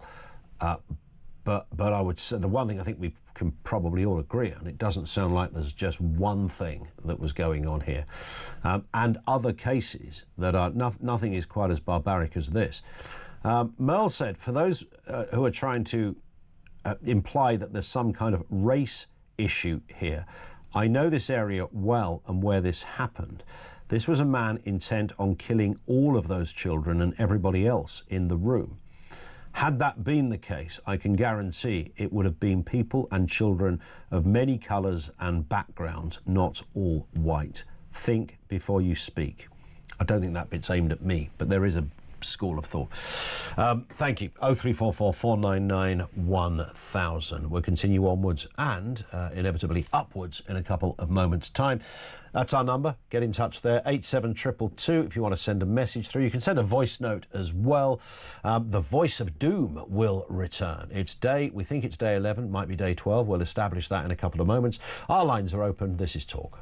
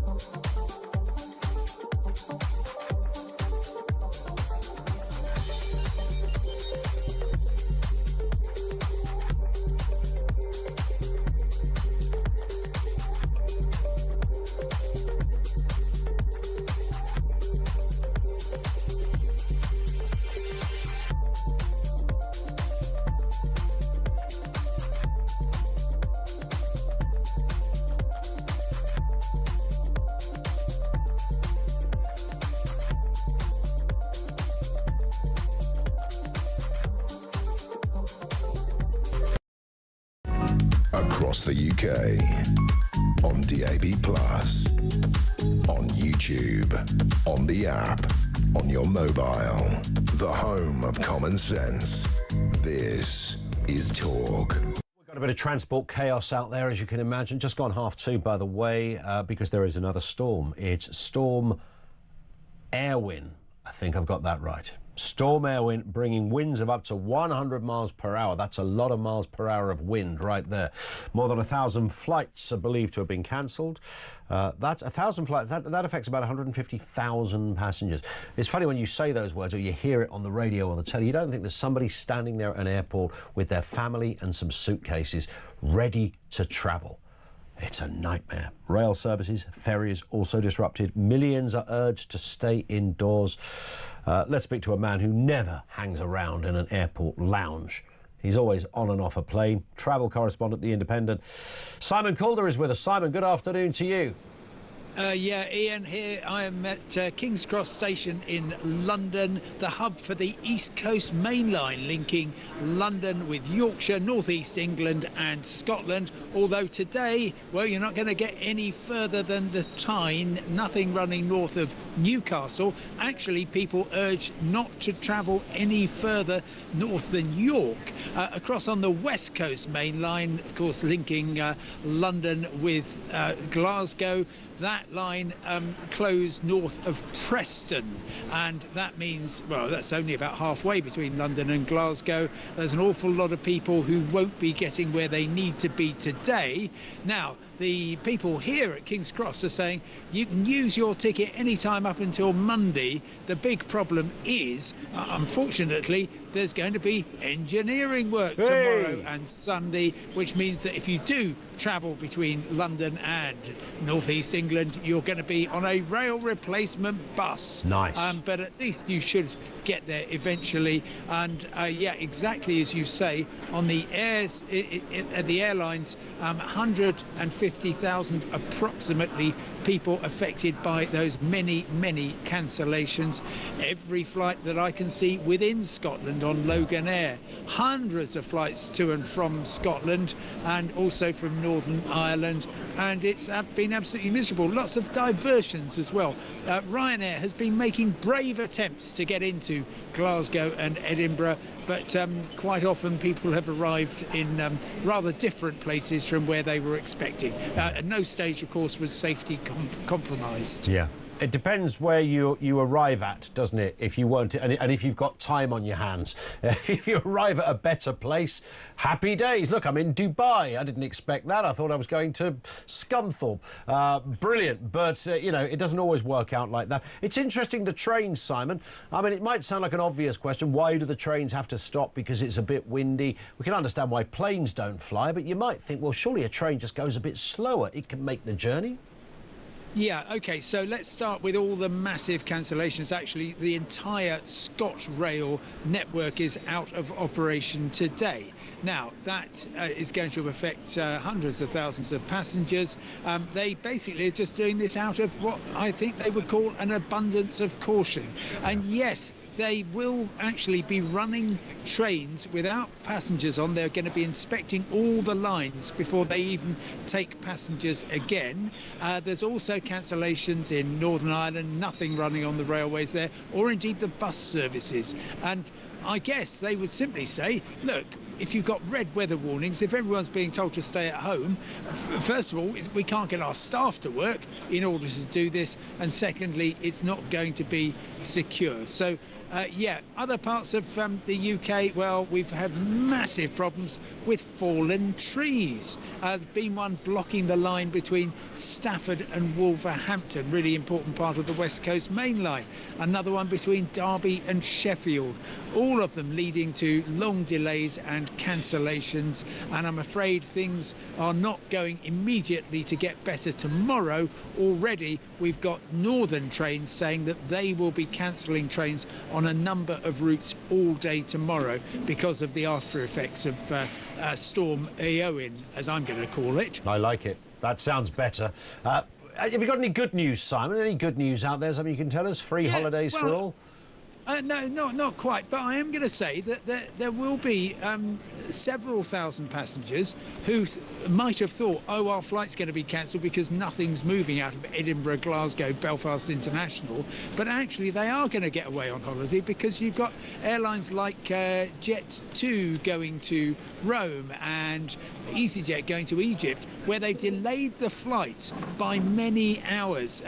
The flight from Edinburgh to Rome, 16 hours late. They're not going to get to the Italian capital in time for a Roman lunch, and instead arrive in the early hours of Saturday morning, but they will get there. And I think they would probably count it on a day like this as a result. There it is. Let's hope so. Simon, thank you. Simon Calder, travel correspondent over there at The Independent. He's live at King's Cross Station, where there is clearly going to be carnage with the timetables. That applies to airlines and trains in particular. But you check the advice. I know that's all obvious stuff wherever you're travelling, because it really doesn't take much to cancel something. I'm in the southeast, and I was fully expecting, I regularly have what you might call a mini nightmare, or sometimes on a daily basis, just getting on a 24-minute journey, which can divert somewhere as it did the other day. It can just stop, not run at all, be cancelled, delayed. The list of reasons for the delay: we haven't got a station crew or a train crew.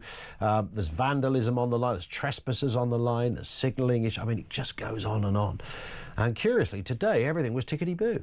And I thought, well, because it was a bit windy out there. When I woke up, I noticed the old bin was on its back in the garden. So there are, there's clearly some wind-based issues. Not the southeast in any dramatic way compared to other parts of the country, Northern Ireland in particular. But it's windy. And I thought, I'm scuppered right there early to get to work. It's not going to happen. Not a problem. They always said Southeastern can surprise you from time to time. We are going to talk about the Kennedy assassination a little later as well. Donald Trump has he's going to release the files.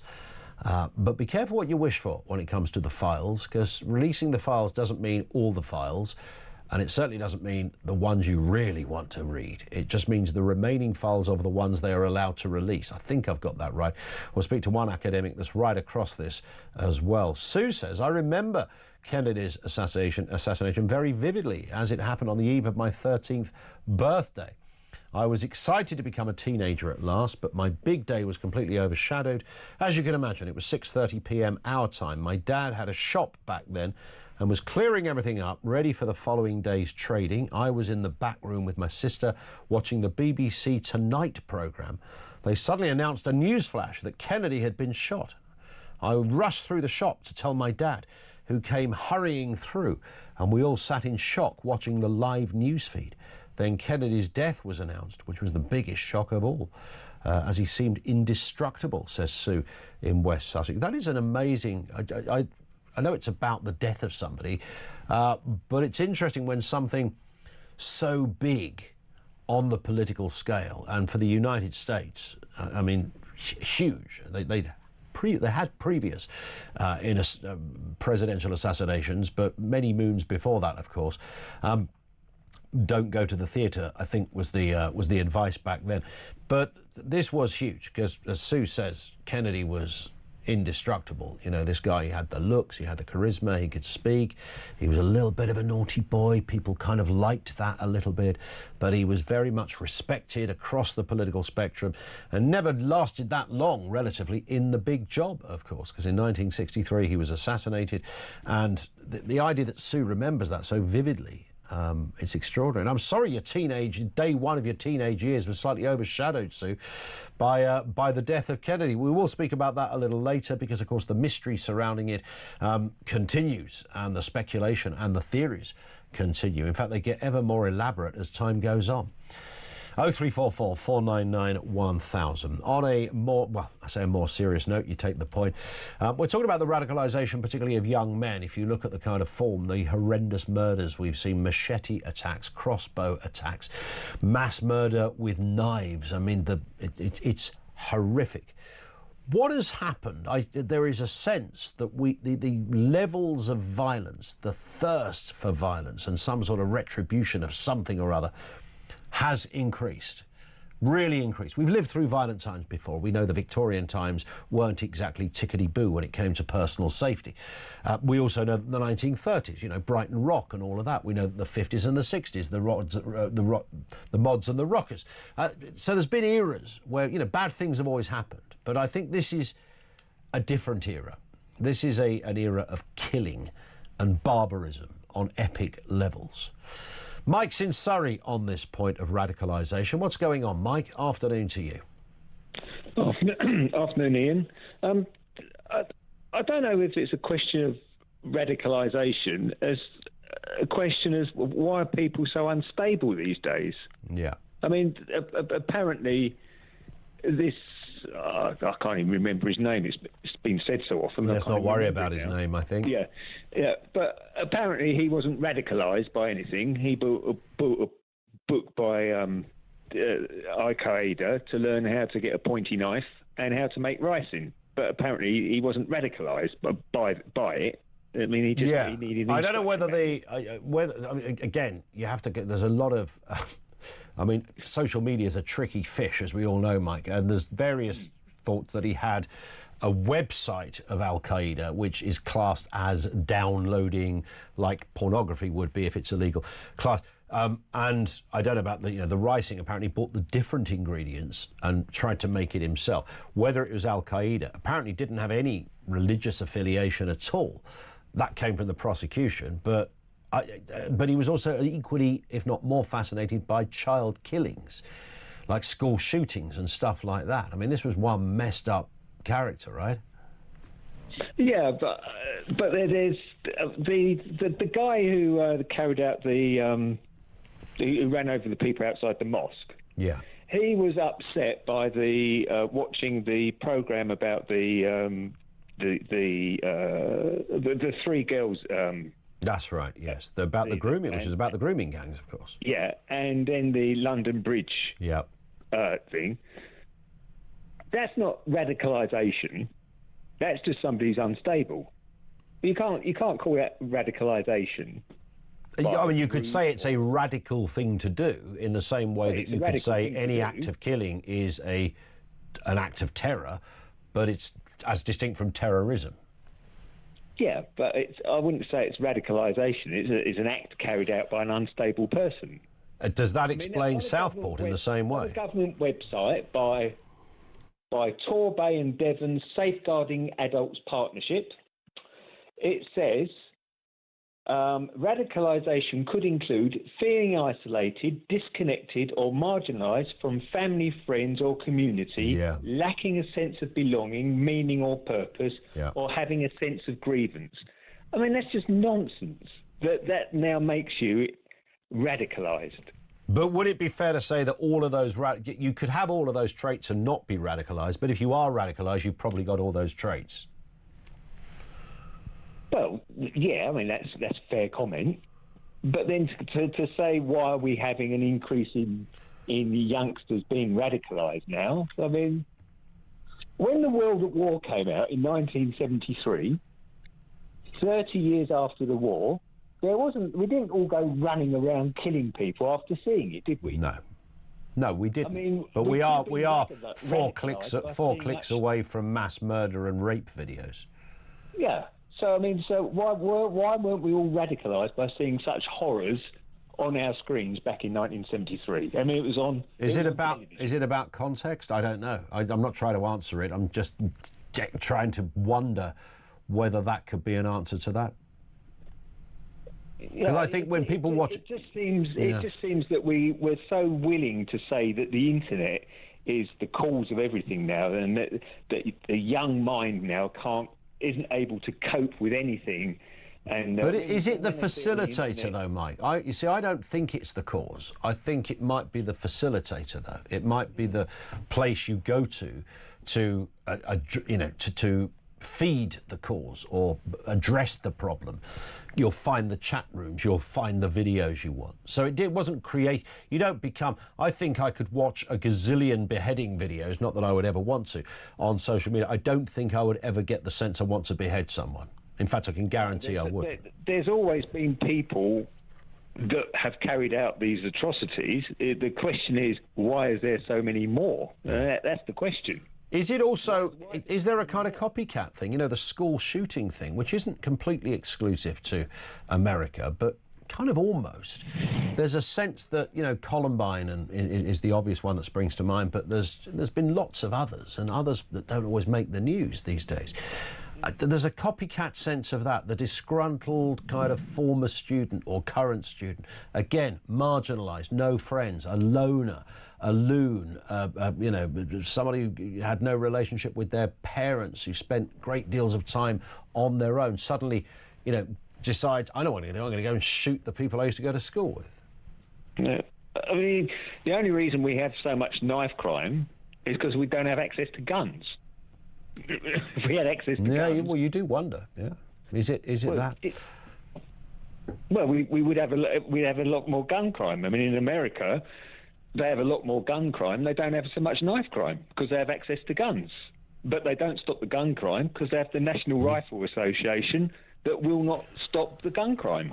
True, but I mean, in Australia, to go against that point, there's not a huge knife epidemic in Australia, and there's no big access to guns down under either. So, well, that's true. It's true. They got the sun, though, haven't they? Well, I mean, there are parts where it's always dark, I can promise you. If you've ever been to Sydney, you'll know what I'm talking about. Listen, Mike, thank you very much for that. That's Mike in Surrey. We finish on that point with him.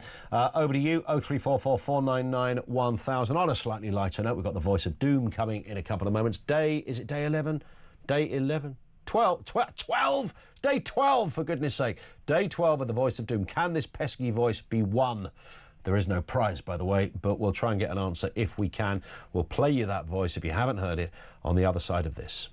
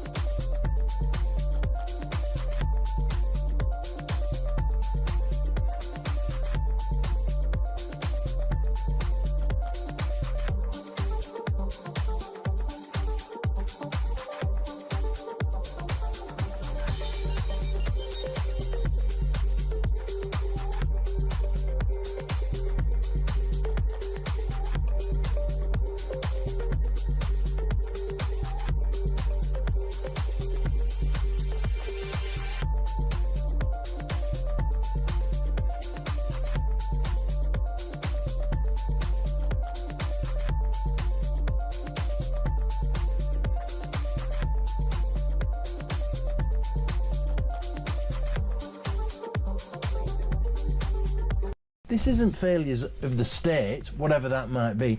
This is failures of individual public servants who failed to act. If you're a parent and you do not do your legal duty to take your child to school, then you will be prosecuted and fined.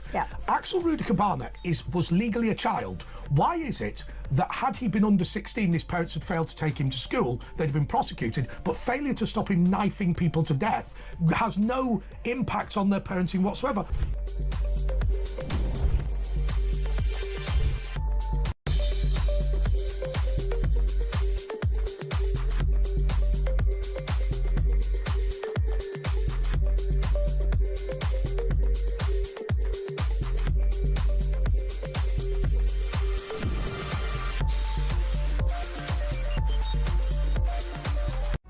across the UK, on DAB+, on YouTube, on the app, on your mobile, the home of common sense. This is Talk. Okay, let's do the voice of the voice of doom, day 12. For those who have kind of recently joined the home of common sense, the emporium of what's it called, the empire of, I can't remember, there was a, what does it say on the little voiceover? It says the afternoon empire, doesn't it? Yeah, the afternoon empire, the home of common sense, the bastion of sanity, all of that stuff. If you're not familiar with this, you know the mystery voice idea. So it's been going on the radio for years. When I was a kid, there was a presenter called John Dunn. Some people remember him. He was over there at the BBC on Radio 2, before it closed down, was knocking around. It's still going, apparently. Who knew? There he was, and he used to do a mystery voice. I was just, this is amazing, this. It used to go on forever. So we thought, recently we'd introduce a political mystery voice. So the voice is always somebody with a kind of political background.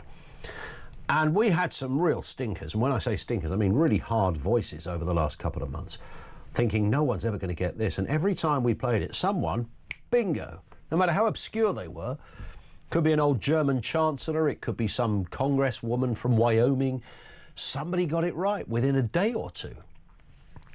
However, this one has gone on, shall I say that in a man's voice? This one has gone on for like 11 days now. 11 days?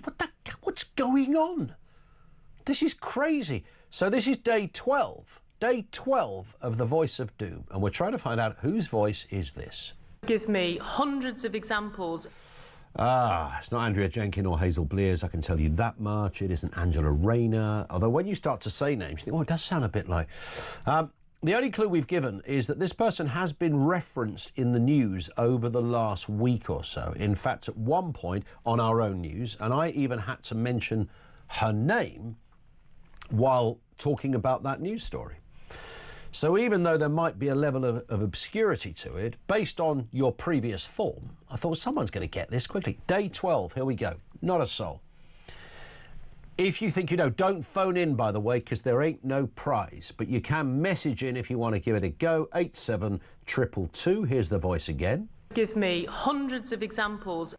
87222. If we get a right answer, we'll reveal all on the other side of the news at 3. If we don't, it rolls over for day 13 on Monday. One more chance.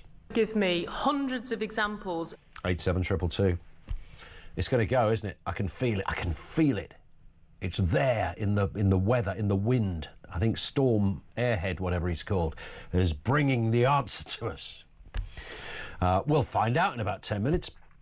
Back to your calls. James, down in London. We've been talking about radicalisation on a more serious point. James, what are your thoughts? Hi. Yeah, hiya, Ian. Ian, I'm getting a bit sick and tired of this, to be honest with you, blaming the radicalisation on the internet, on Amazon. It wasn't Amazon's fault. This guy basically purchased a knife. Yeah. You know, he had to pass age verification. The item had to come to the property. Yeah. What's been going on in this guy's house for the last 6 years? What have the parents done? And how did he pay? You know, somebody made the point earlier. How did he pay for it? I mean, you'd have to have some kind of account. Whose debit card with Amazon? Yes. Yeah, whose debit card was used for it? You have to pass age verification.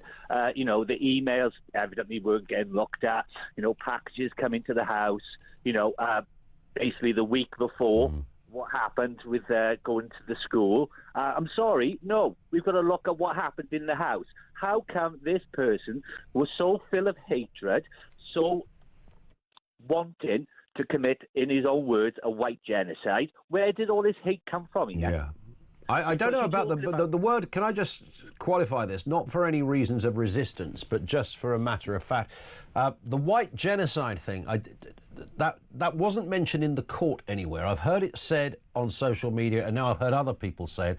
I'm intrigued as to where that specifically came from, because if he wanted a white genocide, he was going to the wrong place, because this wasn't a place that was full of just white people. No, but he mentioned that at school, at the football match. Well, apparently so, but I don't know where that information came from. But it's the same as Sir David Amesworth, you know, an Islamic terrorist killed David him, Amos. But it was the internet's fault. Do you understand what I'm saying? Yeah, I mean, I don't think it was the internet's fault in either case. But if you listen to the House of Commons the next day, when they all stood up, they all basically went and blamed the internet. I wanted to do a harms bill. No. You've got to look at what is actually in front of you. Stop blaming everybody else and actually look at the hard thing that we've got to look at. Yeah, well, I think you're right. And if you look, and thank you, James, for that, you really feed into that discussion about there's probably about 20 reasons if you look at this. I've got friends whose kids have some really challenging issues, what's now called neurodiversity. And it manifests in different ways.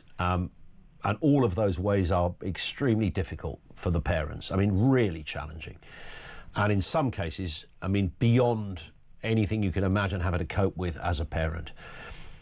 Not manifesting in violence, but in some cases it might do. It might do if the wrong button is pushed at the wrong time. It could go that way. It's a kind of sliding doors moment. So even on a good day, when you're not talking about a kid that's got issues, things can be ridiculously challenging and beyond the point you think you're going to go mad.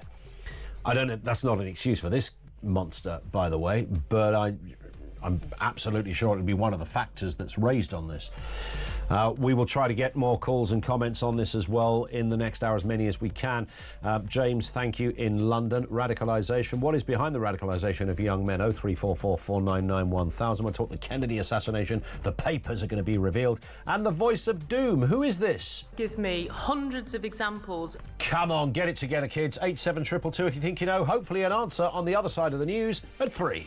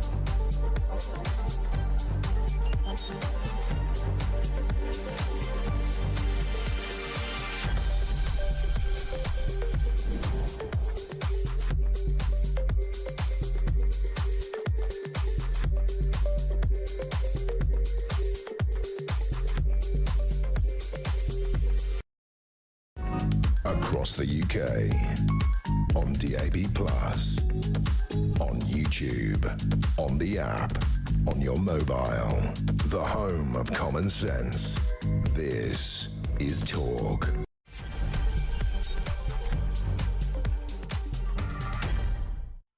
Yes, good afternoon. 0344 499 1000. Welcome back to the home of common sense. 3 minutes after 3 o'clock as we head into a weekend. The UK's most senior police officer has warned thousands of young men are obsessed with violence in the wake of the Southport killings. He's referring specifically, I think, to the kind of things you can get online. That certainly won't be the only answer. It might feed into the answer, but what is behind the radicalisation of young men? We'll continue to take your calls on that. Also this afternoon, a conveyor belt of trans ideology is being blamed as the number of teens saying they suffer from gender distress is 50 times higher than it was a decade ago. I mean, that is extraordinary in itself. What are the reasons behind that? And Donald Trump has signed an executive order declaring it's time for everything to be released, declassifying documents related to the assassination of John F. Kennedy. But is it enough? I've got a feeling it's not even going to touch the sides. More on that as well. Everything you need to know, all the breaking news right here on Talk 0344 499 1000. Shall we look at the voice of doom then? The voice of doom. This was the voice we played you. Give me hundreds of examples. These are some of the wrong guesses. Hazel Blears. What was the first thing I said? It's not Hazel Blears. Naz Shah, no. Debbie Abrahams, no. Andrea Jenkins, no. Kate Dearden, no. Christo Fufas, it might be.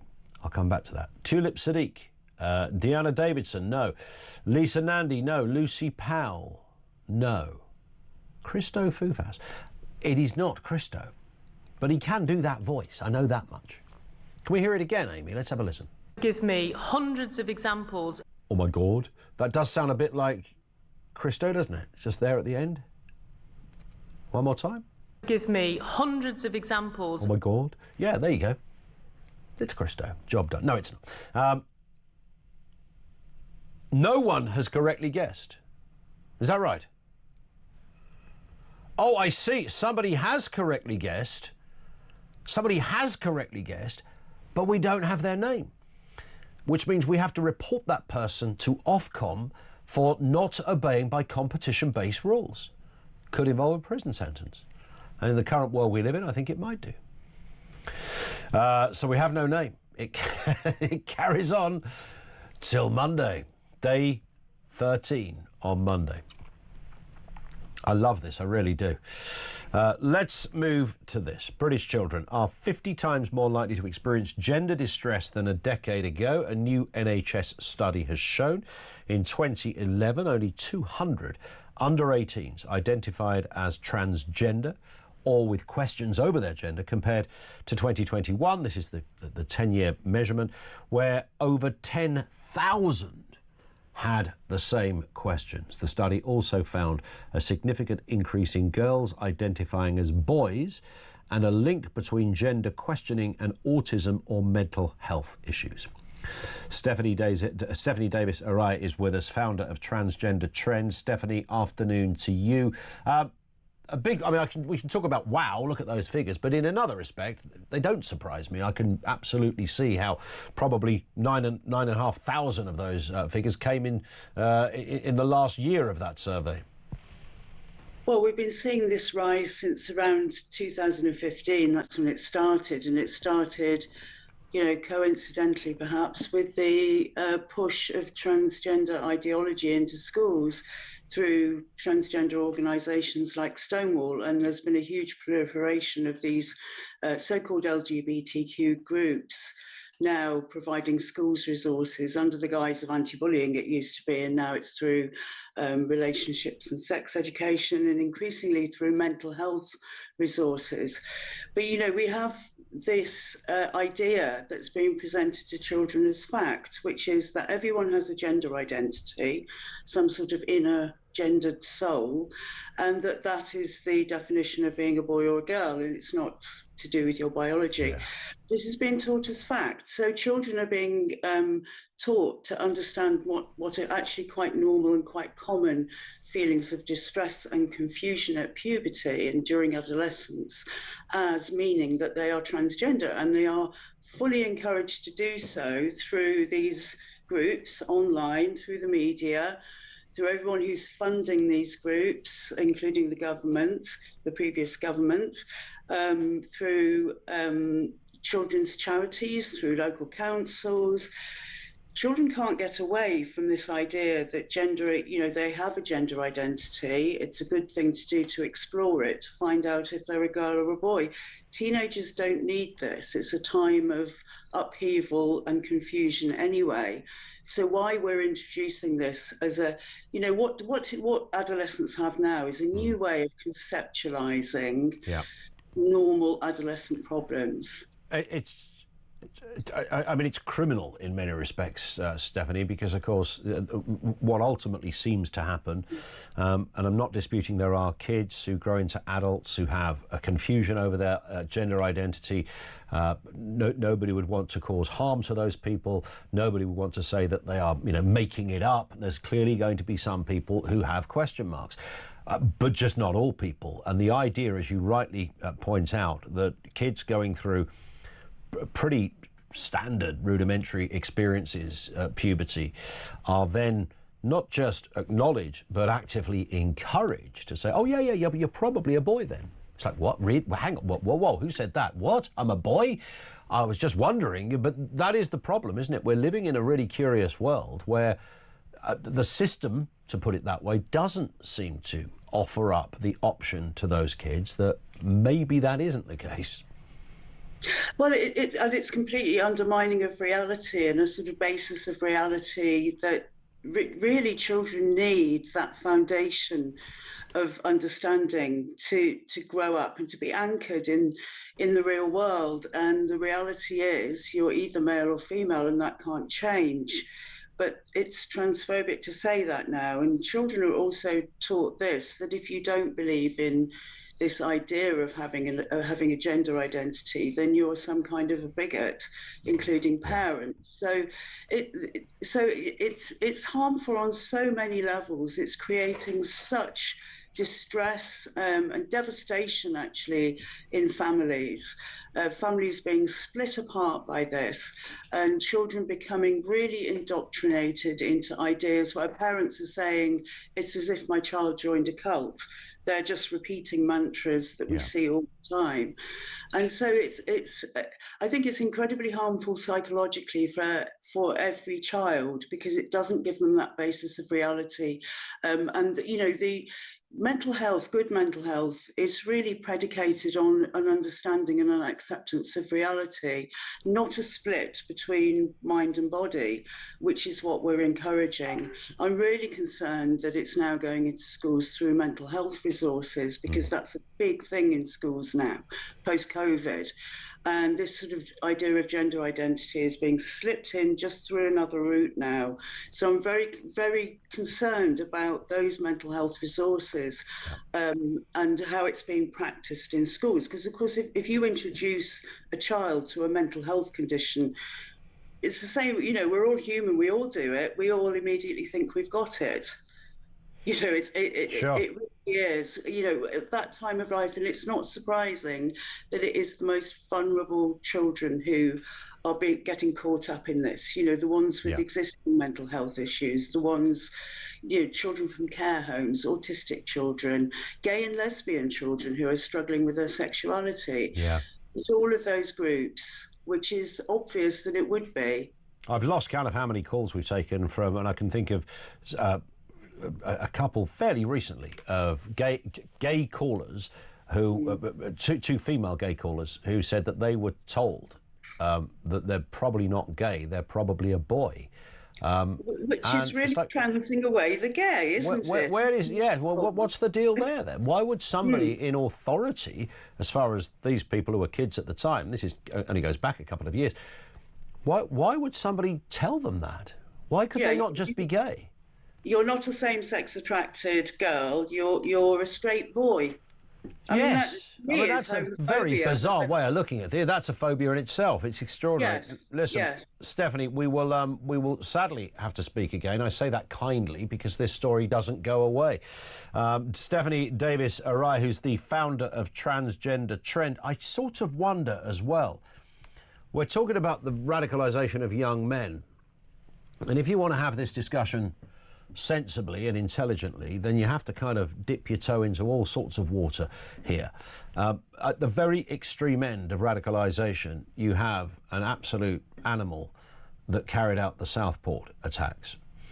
And people will give different reasons as to why they think he did it and what his backstory was, but you'd have to, by definition, you'd have to surely conclude, we could all agree, that deep and disturbing levels of insanity had to be at work there. You couldn't possibly carry that out because you had the hump because somebody called you a name at school, or because you happened to watch one, I don't know, school shooting from the States online.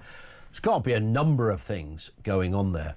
And I sense that when we come to sort of the trans evangelism sort of debate, we're kind of in a little bit of similar territory, not in the manifestation, obviously, but in this sense of the mental health crisis, the identity issue, the absolute push to tell everybody on the planet that, you know, you could be many identities, you can be who you want to be, and if you don't discover who you want to be, then who knows where the hell you go. I think there's a big mix in the messed up world we're in.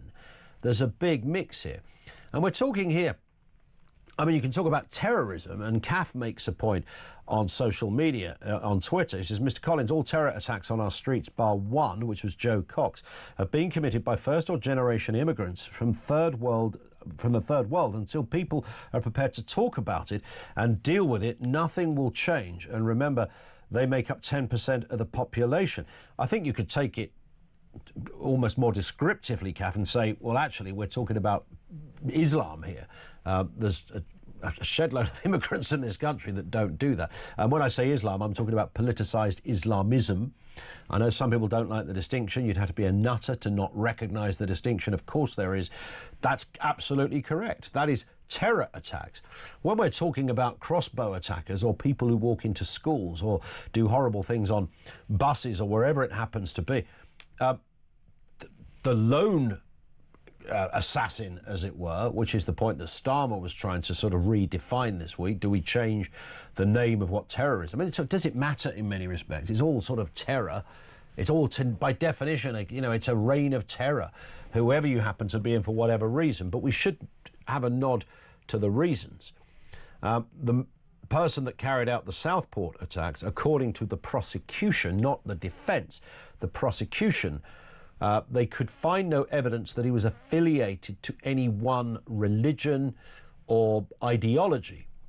And I don't, frankly, struggle to believe that. If you look at the kind of things he was looking at and following, whether it was the fascination of child murder and child death, to having an Al-Qaeda manual, to having a set of knives, to also having the ingredients to make ricin, this looks to me like an absolute madman that was hell-bent on destruction and was seeking out any avenue that in some kind of way corroborated or confirmed the right to a violent approach to things. And I can't say that as fact. I can only go by what was said in the court by the prosecutor and what we know from the police reports and what was found in this bloke's place in his house and all the other reports that have come in subsequently. That's what it kind of points to. It's the madness and the manifestation of the madness of the lone individual that I think this is really about. I mean, CAF is quite right about the terror attacks. And absolutely, that should always be acknowledged, because that's the case. That's what we're looking for when it comes to blowing people up and all the rest of it. I sense this is, you know, could well be connected in years to come. Maybe we'll find out. But that at the moment isn't what is being alleged in the court case or on the files or the reports. But I know there's a resistance to that analysis. I get that. Let's go to Matt in Cheshire on this point of radicalisation. Matt, what have you got for us? Hi, afternoon, Ian. Afternoon. A lot of people have made great comments, but they're probably similar age to me, 50s, early 50s, 60s. Yeah. They haven't grown up in the online world. They've had a previous life without the online world.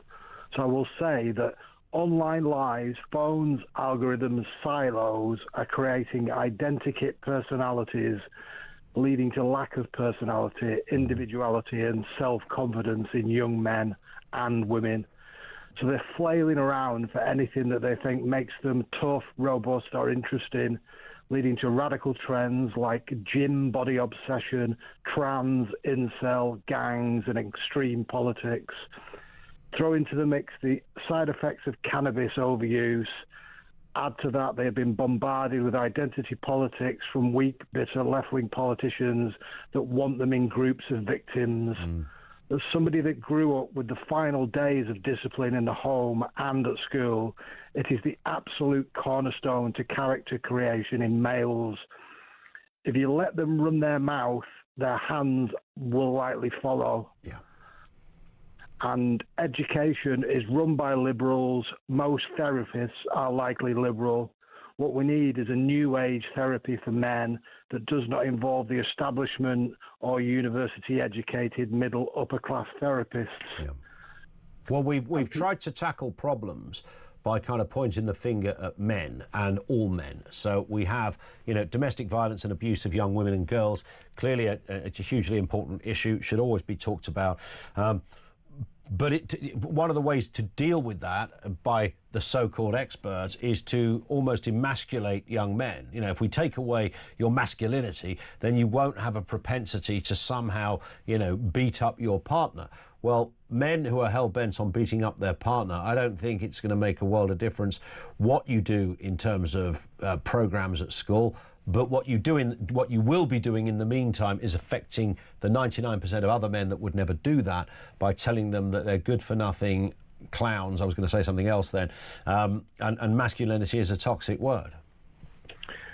I think that goes back to like the beginning of feminism in the 60s, doesn't it? And you look at Jermaine Greer and you look at the trans lunatics these days, you look what feminism has become. Equality wasn't enough. They had to then destroy men. There's the attack on white men, sort of, we built the Western world. That's our fault as well. We built bridges, we created everything that's good about the Western world. Electricity, all that kind of, all that sort of garbage, what were we thinking of? Progress. Sanitation. Yeah, died disproportionately in doing so. Imprisoned disproportionately, commit suicide disproportionately, likely to be imprisoned disproportionately, the victim of violent abuse disproportionately. But don't let all of that stand in the way of these evil men. Can I just say also, you look at Chloe Dobbs and Charlie Downs. Yeah. They're great examples of the complete opposite of everything we're talking about. Yeah. So there are rays of light out there. What maybe young people, I was thinking maybe Talk could have a, like a through the night sort of after dark sort of thing where young people can ring in with some young people on it, get people talking, get people spilling the guts about how they feel. There's nothing like a Dr. Fraser Crane, if you like. Yeah, well, as somebody who did nighttime radio for a long time, you're bang on in terms of, you can get quite an interesting demographic, although we were doing a slightly different kind of show back then, and I don't think younger people were as politicised as they are now. So it's a good thing people are taking notice. It's interesting that Charlie was saying off air when he came in that, a lot of the stuff he deals with now, he is really sensing there's a lot of young guys who are getting into politics that weren't before. Oh, he's absolutely spot on. He's, the left have driven them into reform's arms. And, the Chloe Dobbs and Charlie Downs show on Talk, if I was up late and American football wasn't on, I would listen to it. Well, you've revealed something about yourself there, Matt, that we didn't know previously, your penchant for the football dos America. Yeah, and baseball, and ice hockey, and basketball. There it is. How did that happen to the boy from Cheshire? How were you radicalised into this, the American way of playing sport?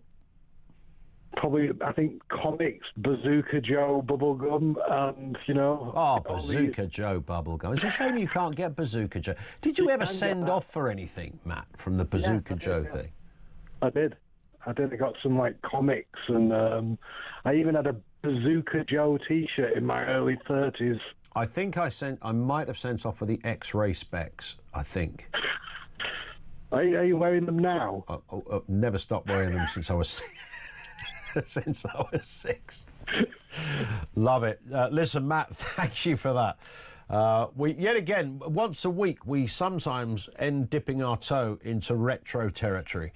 It's the kiss of death in some respects. You could sit here now for the next 5 hours and people will be calling in going, do you remember Spangles? They were great, weren't they? What happened when curly whirlies were a metre long? The list. When Coca-Cola used to explode if you shook the can, and now it doesn't do that. Why doesn't it do that, by the way? And Bazooka Joes were chewing gums. They were little tiny chewing gum things. And inside they had a little cartoon strip. You'd have to have, I don't know how anybody ever read it. They were tiny. But at the bottom you could send off for something. It would be like binoculars or X-ray specs or something like that. And I'm sure it did. What happened to Bazooka Joe? Somebody's going to go, you know all those retro sweet shops that are around? The American sweet shops, that's a whole different thing. I'm sure there's something iffy going on with those American stores, but the retro sweet shops, maybe they do them in there, the Bazooka Joes, along perhaps with the aforementioned Spangles and God knows what else. 0344 499 1000. Don't call in about that, by the way. But you can message us 87222. Our lines are open. This is Talk.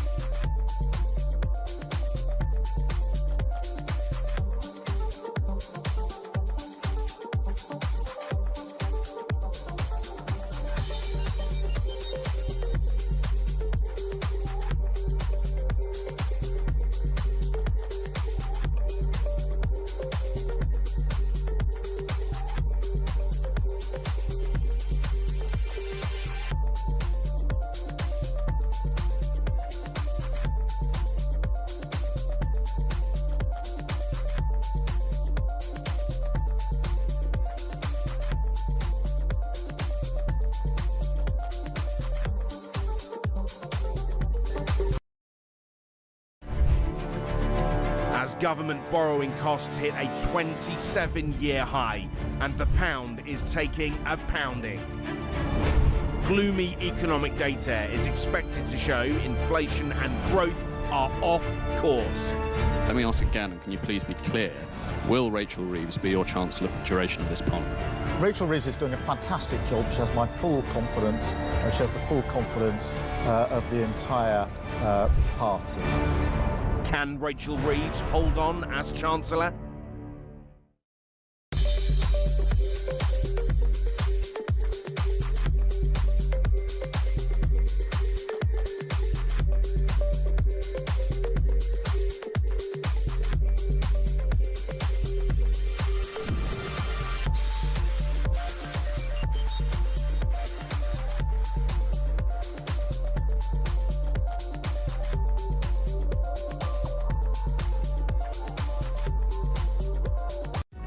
Across the UK, on DAB+, on YouTube, on the app, on your mobile, the home of common sense.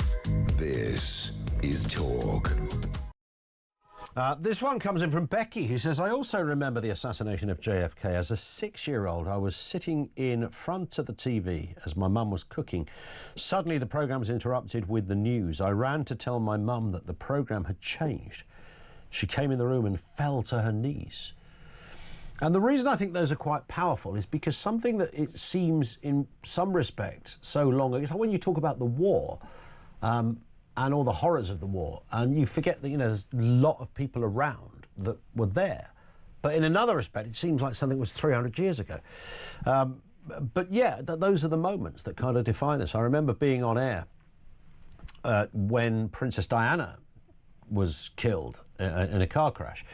And a friend of mine, the producer at the time, said, and the calls were, I mean, it was wall to wall, 24 hours a day, from memory, what feels like about 2 weeks solid. And my producer said at the time, note this moment, because this is the biggest news story in our lifetimes. And interesting, as it turned out, it is what there were. We've had 9/11. We've had goodness knows what else since then, and the election of Keir Starmer, for God's sake. So yes, there have sort of been bigger stories, but it's certainly up there, isn't it? When you note those moments for different reasons, you know, JFK, Diana, 9/11, all of those kind of big moments. Let's go back to your calls. James in Wolverhampton. How you doing, James? Fine, Ian. Just a couple of things about the Southport killer. I think one of the things we've got to stop doing is mention his blooming name, because every time I hear his name, he makes me very angry, and I think a lot of you listeners probably feel the same. Well, you might have noticed that I haven't referenced his name at all in this, but some callers have. But certainly, it's not something. And I mentioned this yesterday as well on air. I don't even want to give the guy any kind of recognition for what that's worth, you know. It's happening a lot in America where they're not mentioning people's names, you know, like people have killed a lot of kids and whatever, you know. And the second thing is that TV, you don't need to show his picture. You don't need to. Why do you need to show his Well, picture? I guess, you know, I guess that when a news story is out there, then the various components... You've seen his picture. You've seen his picture once already, you know. And I don't want to see... No, it's a view. You know? I get it. I hear it. The thing is, before you sort of move on to your next caller, the other thing is the police have really let people down badly. They should have. If you know that he has been radicalised, why not pick him up, put a tag on him, and keep it and tell him that he's been watched? You know, make him sign up to the police station every couple of days so that he knows he's being watched. But, you know, I think the police have got a lot of answers. These people who haven't picked him up, they really need to be fired, basically, because they haven't done their job properly. Because if I didn't do my job properly, I'd get fired. If you didn't do your job properly, you'd get fired as well. 100%. You know? 100%. James, great call. Thank you, James in Wolverhampton. One here from Shannara, who says, talk has gone way beyond the hate line with all of this nonsense. Not only is Rosie Parker, one of the most hate-filled cis women on the planet. She's not a cis woman, actually. She's just a woman. But Ian Collins is now comparing trans people to the evil Southport child murderer. Well, clearly, that didn't happen. That did not happen in any shape or form. But listen, don't let the facts get in the way of a good conspiracy theory. I mean, you only have to ask yourself, as if somebody would make that comparison. That wasn't the point that was being made in any shape or form. The point we were talking about was lost souls, and whether those lost souls go into a direction of anonymity and solitude, never to be heard of again because of their innate sense of a lack of cohesion in their life, direction or identity, or whether a lost soul goes another way and carries out the most barbaric of attacks, whatever the case, marginalised people, etc. There was, in fact, a real sympathy in the understanding of what trans people go through.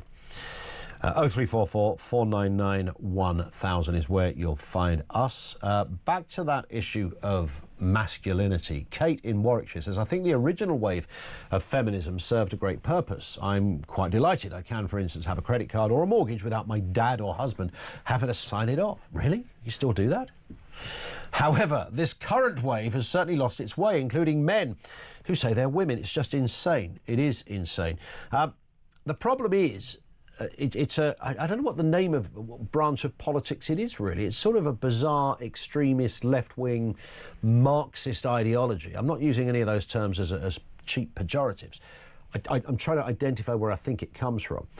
When you win the battle, when you think you've won the battle, whether it's about racism or homophobia, those kind of things, you don't put your tools down and go, great, job done. You look for the next battle. It's trying to slay another dragon after St. George had already done it. There's not another one. He's done it. There's the one dragon. So don't go again, because you don't need to. So every time something gets better, if you look at racism in this country, and then suddenly you're forgiven for thinking, you know, we're meant to be, as if we're living in South Africa in 1968, you know, or Brixton in 1978, you know, it's Mississippi in 1968. You know, that's the world we're now living in. You're thinking, hang on a sec, whoa, just a minute. No, this whole thing had got better. I know social media has sort of amplified the racist voices, but it's the same argument, right? It's the same thing. This tiny contingent of people are now concentrated in one place. So in many respects, that's not a bad thing. We kind of know where some of them are, albeit anonymous. And homophobia as well. I think you can, you know, you're never going to eradicate all of the loons out there that don't like gay people or black people or brown people or men or women, for that matter. Straight people, you know, there's always going to be nut jobs. Nobody can. But that's the problem with all of this. I think the same thing happened with feminism. It was sorted. Equality came, correctly so. I mean, the wage equality bill, whatever it was, the actual name of it, I think was from the 1980s, I think, when the Conservatives introduced that. I guess it would have been. So you settle that, and then somebody goes, no, we haven't settled it anywhere near. We need to carry on. We need to keep going. There's nothing to battle anymore. But to some people, there always will be. And I think that's where a lot of this is coming from. 0344 499 1000. Stonewall being a good example, by the way, did great work on gay rights. They were crucial to gay rights. And then lots of gay people went, yeah, we got the rights. Thank you very much indeed, Stonewall. No, we haven't finished. We need to carry on. Let's do trans rights. OK, what after that? I wonder. 0344 499 1000. This is Talk.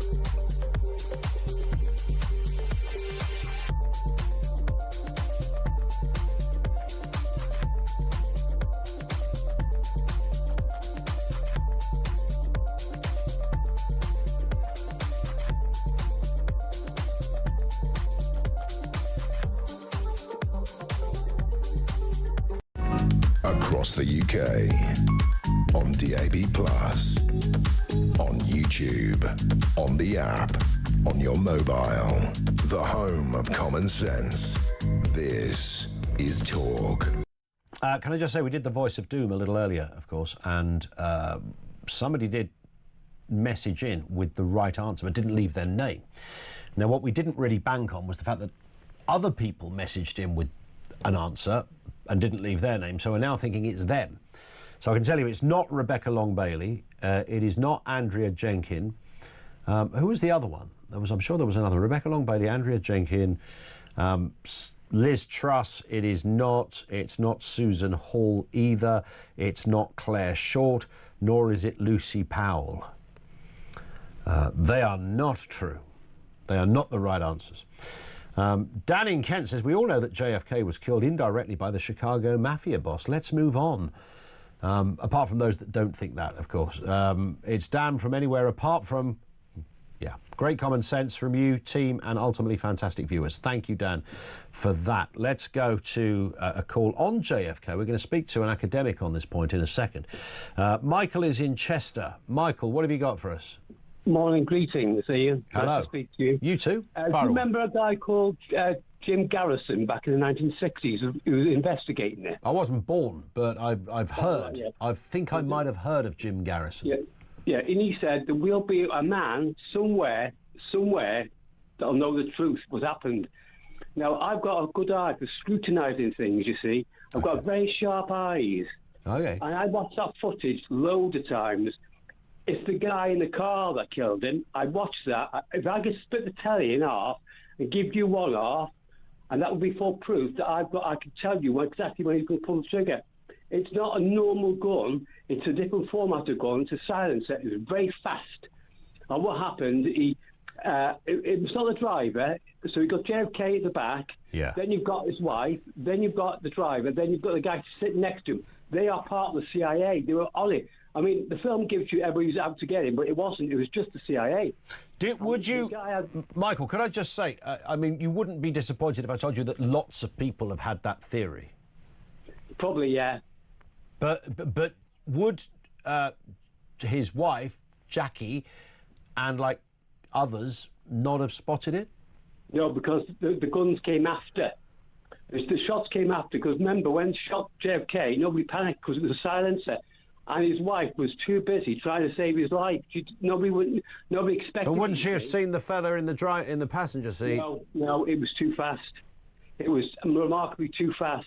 He was just about to spot it, because I seen him when he turned round. He pointed to something at him. The bullet went into JFK's neck, and then he pulled the trigger again, and the second one went into his face, and his face fell into his hands. So all right. Panic started. So he shot him twice. Yeah, he shot him in the neck, and then he shot him in the face, directly into the face. I actually seen it. I mean, I've got the movie, and I can look at the footage. And there's only 4 people in that motor. Yeah, what is the footage called? There's a name of the footage, isn't there? There's a name of the person that...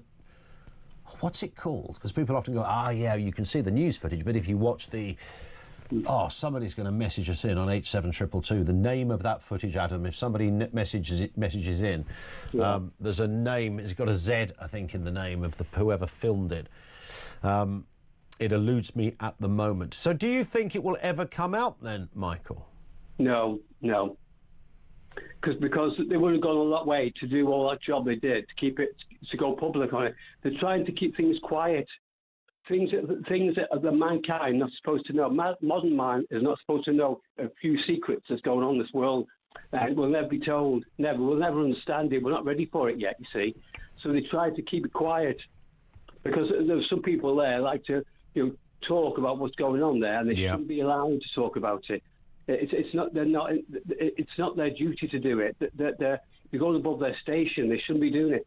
So someone obviously killed him, wanted to keep his mouth closed about something he was doing in his speeches. Yeah. But I mean, it was. If you've got time, Ian, when you watch JFK again, watch the footage and watch it very carefully, because I stilled it down. It's the Zapruder footage. That's it. That's the official footage. I say the official. That's the one that everybody sees, not news footage. I mean, so apparently that's the one where you can, you do get the most graphic, and it's horrible to watch. Abraham Zapruder was a Dallas dressmaker and amateur filmmaker. He captured it on 8mm colour film as the presidential motorcade passed through Dealey Plaza. Back in November '63. So you're convinced it's the fella sitting in the other seat? Yeah, well, there was a woman, right, directly in front of the car filming. Yeah. And she was never been seen ever again. Now, the footage was taken away from her, and she was never seen ever again, because she had full footage of what happened in the car. It was definitely that driver in the car next to the man on his hands on the steering wheel. Okay. Like you see, and they're both sniggering to each other when it happens. Well, we're going to... So would they snigger to each other when it happens? Would somebody do that in the midst of that drama? I mean, does that not a bit of a giveaway that it might not be true? Would they go, ha, ha, ha, ha, we've done it, we've only got the world looking at us, we're going to have a bit of a giggle? I'm actually convinced that they went out to do it deliberately. Well, we're going to speak to Professor David Dunn, Professor of International Politics, University of Birmingham, in just a few moments. He's got a thing or two to say about this. He's aware, certainly on the issue of the releasing of those new documents from Donald Trump. There is a very real sense that these new documents from Donald Trump ain't going to tell us much at all. Professor Dunn joins us next on Talk.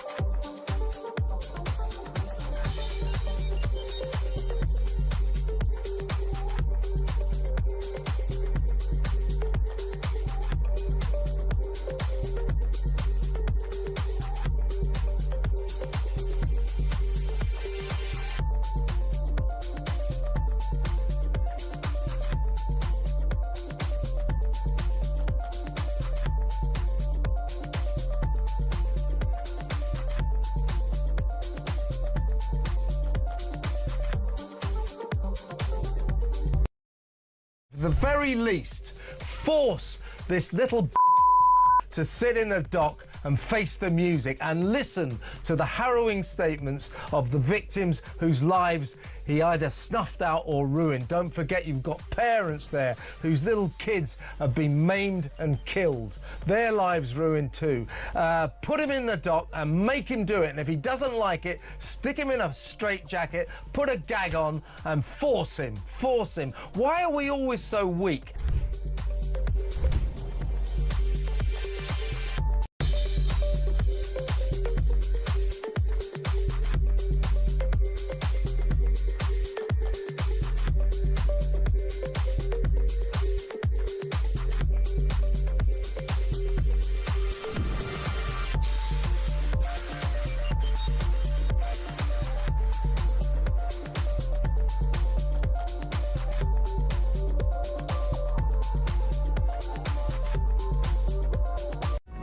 Across the UK, on DAB+, on YouTube, on the app, on your mobile, the home of common sense.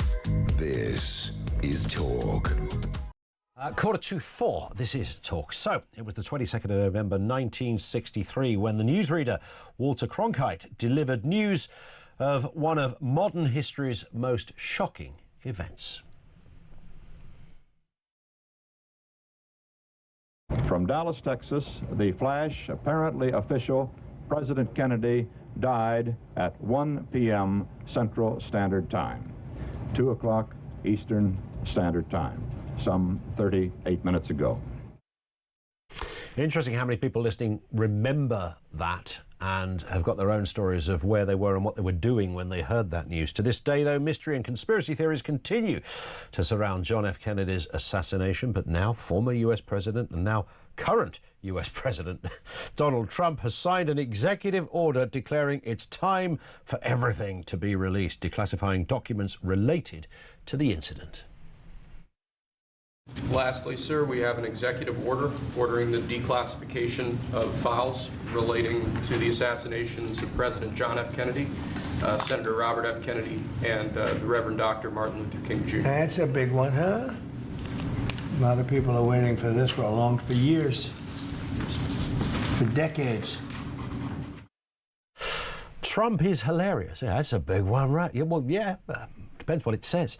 Let's get a word from Professor David Dunn, Professor of International Politics, University of Birmingham. David, good afternoon to you. Good afternoon, Ian. I think we could just talk about the Trump response there for a moment. I mean, that was just that's a big one, that. I mean, of course, it is a big one. That assumes we're going to be told, or this release will shine some light, finally. I've got a sneaky feeling, and I have no qualification for saying this, David, but I don't think we're going to get an answer here. Yeah, and what this is a window on the performative nature of Trump's politics. He likes the theatre. He likes to actually give the impression of doing a huge amount of stuff, and some of it happens and some of it doesn't happen. With Trump, it's more wrestling than it is boxing. Some of these punches are pulled, really, and the promise here is going to be very different to the substance. What there is left to release is a tiny fragment of things which have been withheld for national security reasons, rather than because they contain anything of particular value or any particular bombshell. We're going to learn nothing of consequence as a consequence of this, but he's going to be seen to have done something and fulfill a promise that he made on the campaign. And that's what this is about. Yeah, so it's not the release of all the Kennedy files, it's the final release of the bit we're allowed to release, as it were. Yeah, and there's nothing there to release, really. I mean, in a sense that there are no documents, that there is no evidence, that the generation who were involved in these have largely died out, that there is still questions remaining because people aren't convinced of the fact that the official story that Lee Harvey Oswald managed to get so many shots off in quick succession from the window of the school depository building in Dallas, Texas. The conspiracies will run and run because people want to believe that there was more involved in it than there was. Yeah. And of course, what really compounded it was the assassin himself was then shot. So, I mean, that is the perfect conspiracy in that respect. It does fit all those things, and of course he had a very interesting past. He'd spent time in Moscow, where he defected to the Soviet Union. He was someone who had links to the mob. Kennedy had angered the mob. The mob had been supportive of him getting elected, and then his brother Bobby went after the mob, and they felt betrayed. Yep. So there was conspiracy that the mob would go after him. There were suggestions that Cuba were after him, and of course Lee Harvey Oswald's links to Russia suggested that the Soviet Union might be involved. So there's all sorts of possible other explanations without any evidence that people have clung on to for many years. And including that is RFK Jr., who's now part of the Trump administration. Yeah, of course. So there's not a file anywhere that says this is what happened, that's been, locked up with sealing wax in a vault 700 feet below, I don't know, the Pentagon or something, where someone has the absolute script. Yeah, and that presupposes that there's more to learn than the official story. True. And all the evidence suggests that there is nothing else to learn other than the official story. In a sense, you can keep looking, but if the file doesn't exist because that's not what happened, then you're not going to find it. And Trump is in a sense, saying, OK, I'm giving you everything there is, but there is no secret file under the Pentagon. Our previous caller, and I'm sad you missed him, David, but he said he'd watched this Zabruda video or film, 25,000 times. He said he's got it sorted out. It's the fella sitting in the front of the car. What did it? Now, you will be familiar with that theory. It's been said many times. I have to say, and maybe there's some confirmation bias going on, is the more you look at it, you can see why somebody might say that. Has that ever been fully debunked in any way? Well, there's no evidence to support it. I mean, the most likely story, the documentary came out a few years ago saying that actually it may be a round loosed off by one of the security service people in the car behind. There's famous stories of the Secret Service when they go to a different town. It's rings off, wheels up, and they partied hard, and they were so drunk that actually when one of the stories is that once they heard a shot being fired from Lee Harvey Oswald, that they jumped and they hit the trigger, and that round hit the ground and then went up and took the back of Kennedy's head off. Yeah. But again, it's speculation based on the expectations of why there were no Secret Servicemen standing up behind him. Well, they weren't there because they were told to stand down because they came into work drunk the next morning. So there's all sorts of speculation that surrounds this, but there's no hard evidence anywhere. Yeah. And you would think that actually, as people ended the end of their lives, they would have come forward. I mean, there was a book published last year which talked about the missing bullet, and one of the Secret Service guys talked about how he picked a bullet up off the back seat of the car and put it on the stretcher, and that had long been a source of controversy. And of course, in the film that Oliver Stone did called JFK, they talked about this mysterious bullet. Well, now we know that explanation, and it's a perfectly innocent explanation, but the guy hadn't mentioned it until he was in his 90th year. Yeah. So there's lots of evidence to support the official theory, and none, unfortunately, to give us a more salacious, sensational version of the events that happened in Dallas. And, of course, there's all sorts of mischief said about Lyndon Johnson, of course, who eventually took over, and that he was somehow involved, and this was, he knew this was going to happen, and he was ready and waiting. But again, as far as I can see, there's no evidence for that either. Yeah, lots of speculation, but no evidence. Lots of people come up with all sorts of interesting theories, and there's the whole industry. I've been to Dallas. I've stood on the grassy knoll, and I've actually talked to all the people selling their stories and selling their pamphlets and books around there. And there's an industry going on there, and it suits certain people to have that industry continue, because it's always nice to have a mystery, isn't it? Absolutely. Have you ever, just a final point then, David, have you ever come across one of these theories? I mean, you did allude to one a moment ago. Have you ever come across one and thought, oh, hang on a second, that could be the answer? Well, I think the Secret Service one, the sort of cock-up theory rather than the conspiracy, is more likely. But of course, there would be a conspiracy of silence if that was true. Yeah. But again, where's the evidence for it? Yeah. And just very finally, Mr. Trump has said it's not just the files on JFK. There are 2 others that are going to be released. Are we likely to see anything, as far as you heard, from those files? Is there light that needs to be shone? Well, there's even less speculation as to why those other 2 individuals were killed. It was very clear a racist attack on Martin Luther King and a political attack on Robert Kennedy Jr. Of course, his son thinks that there's more to see, but again, where's the evidence? They're not going to find it in the government files. If there had been anything salacious or interesting in those files, we'd have learnt about it before now.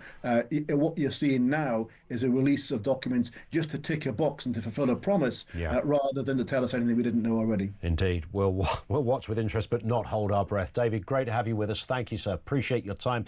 Professor David Dunn, Professor of International Politics, University of Birmingham, with us on the programme with reference to the JFK files, along with Martin Luther King as well, are going to be released. As Trump said, oh, it's a big one.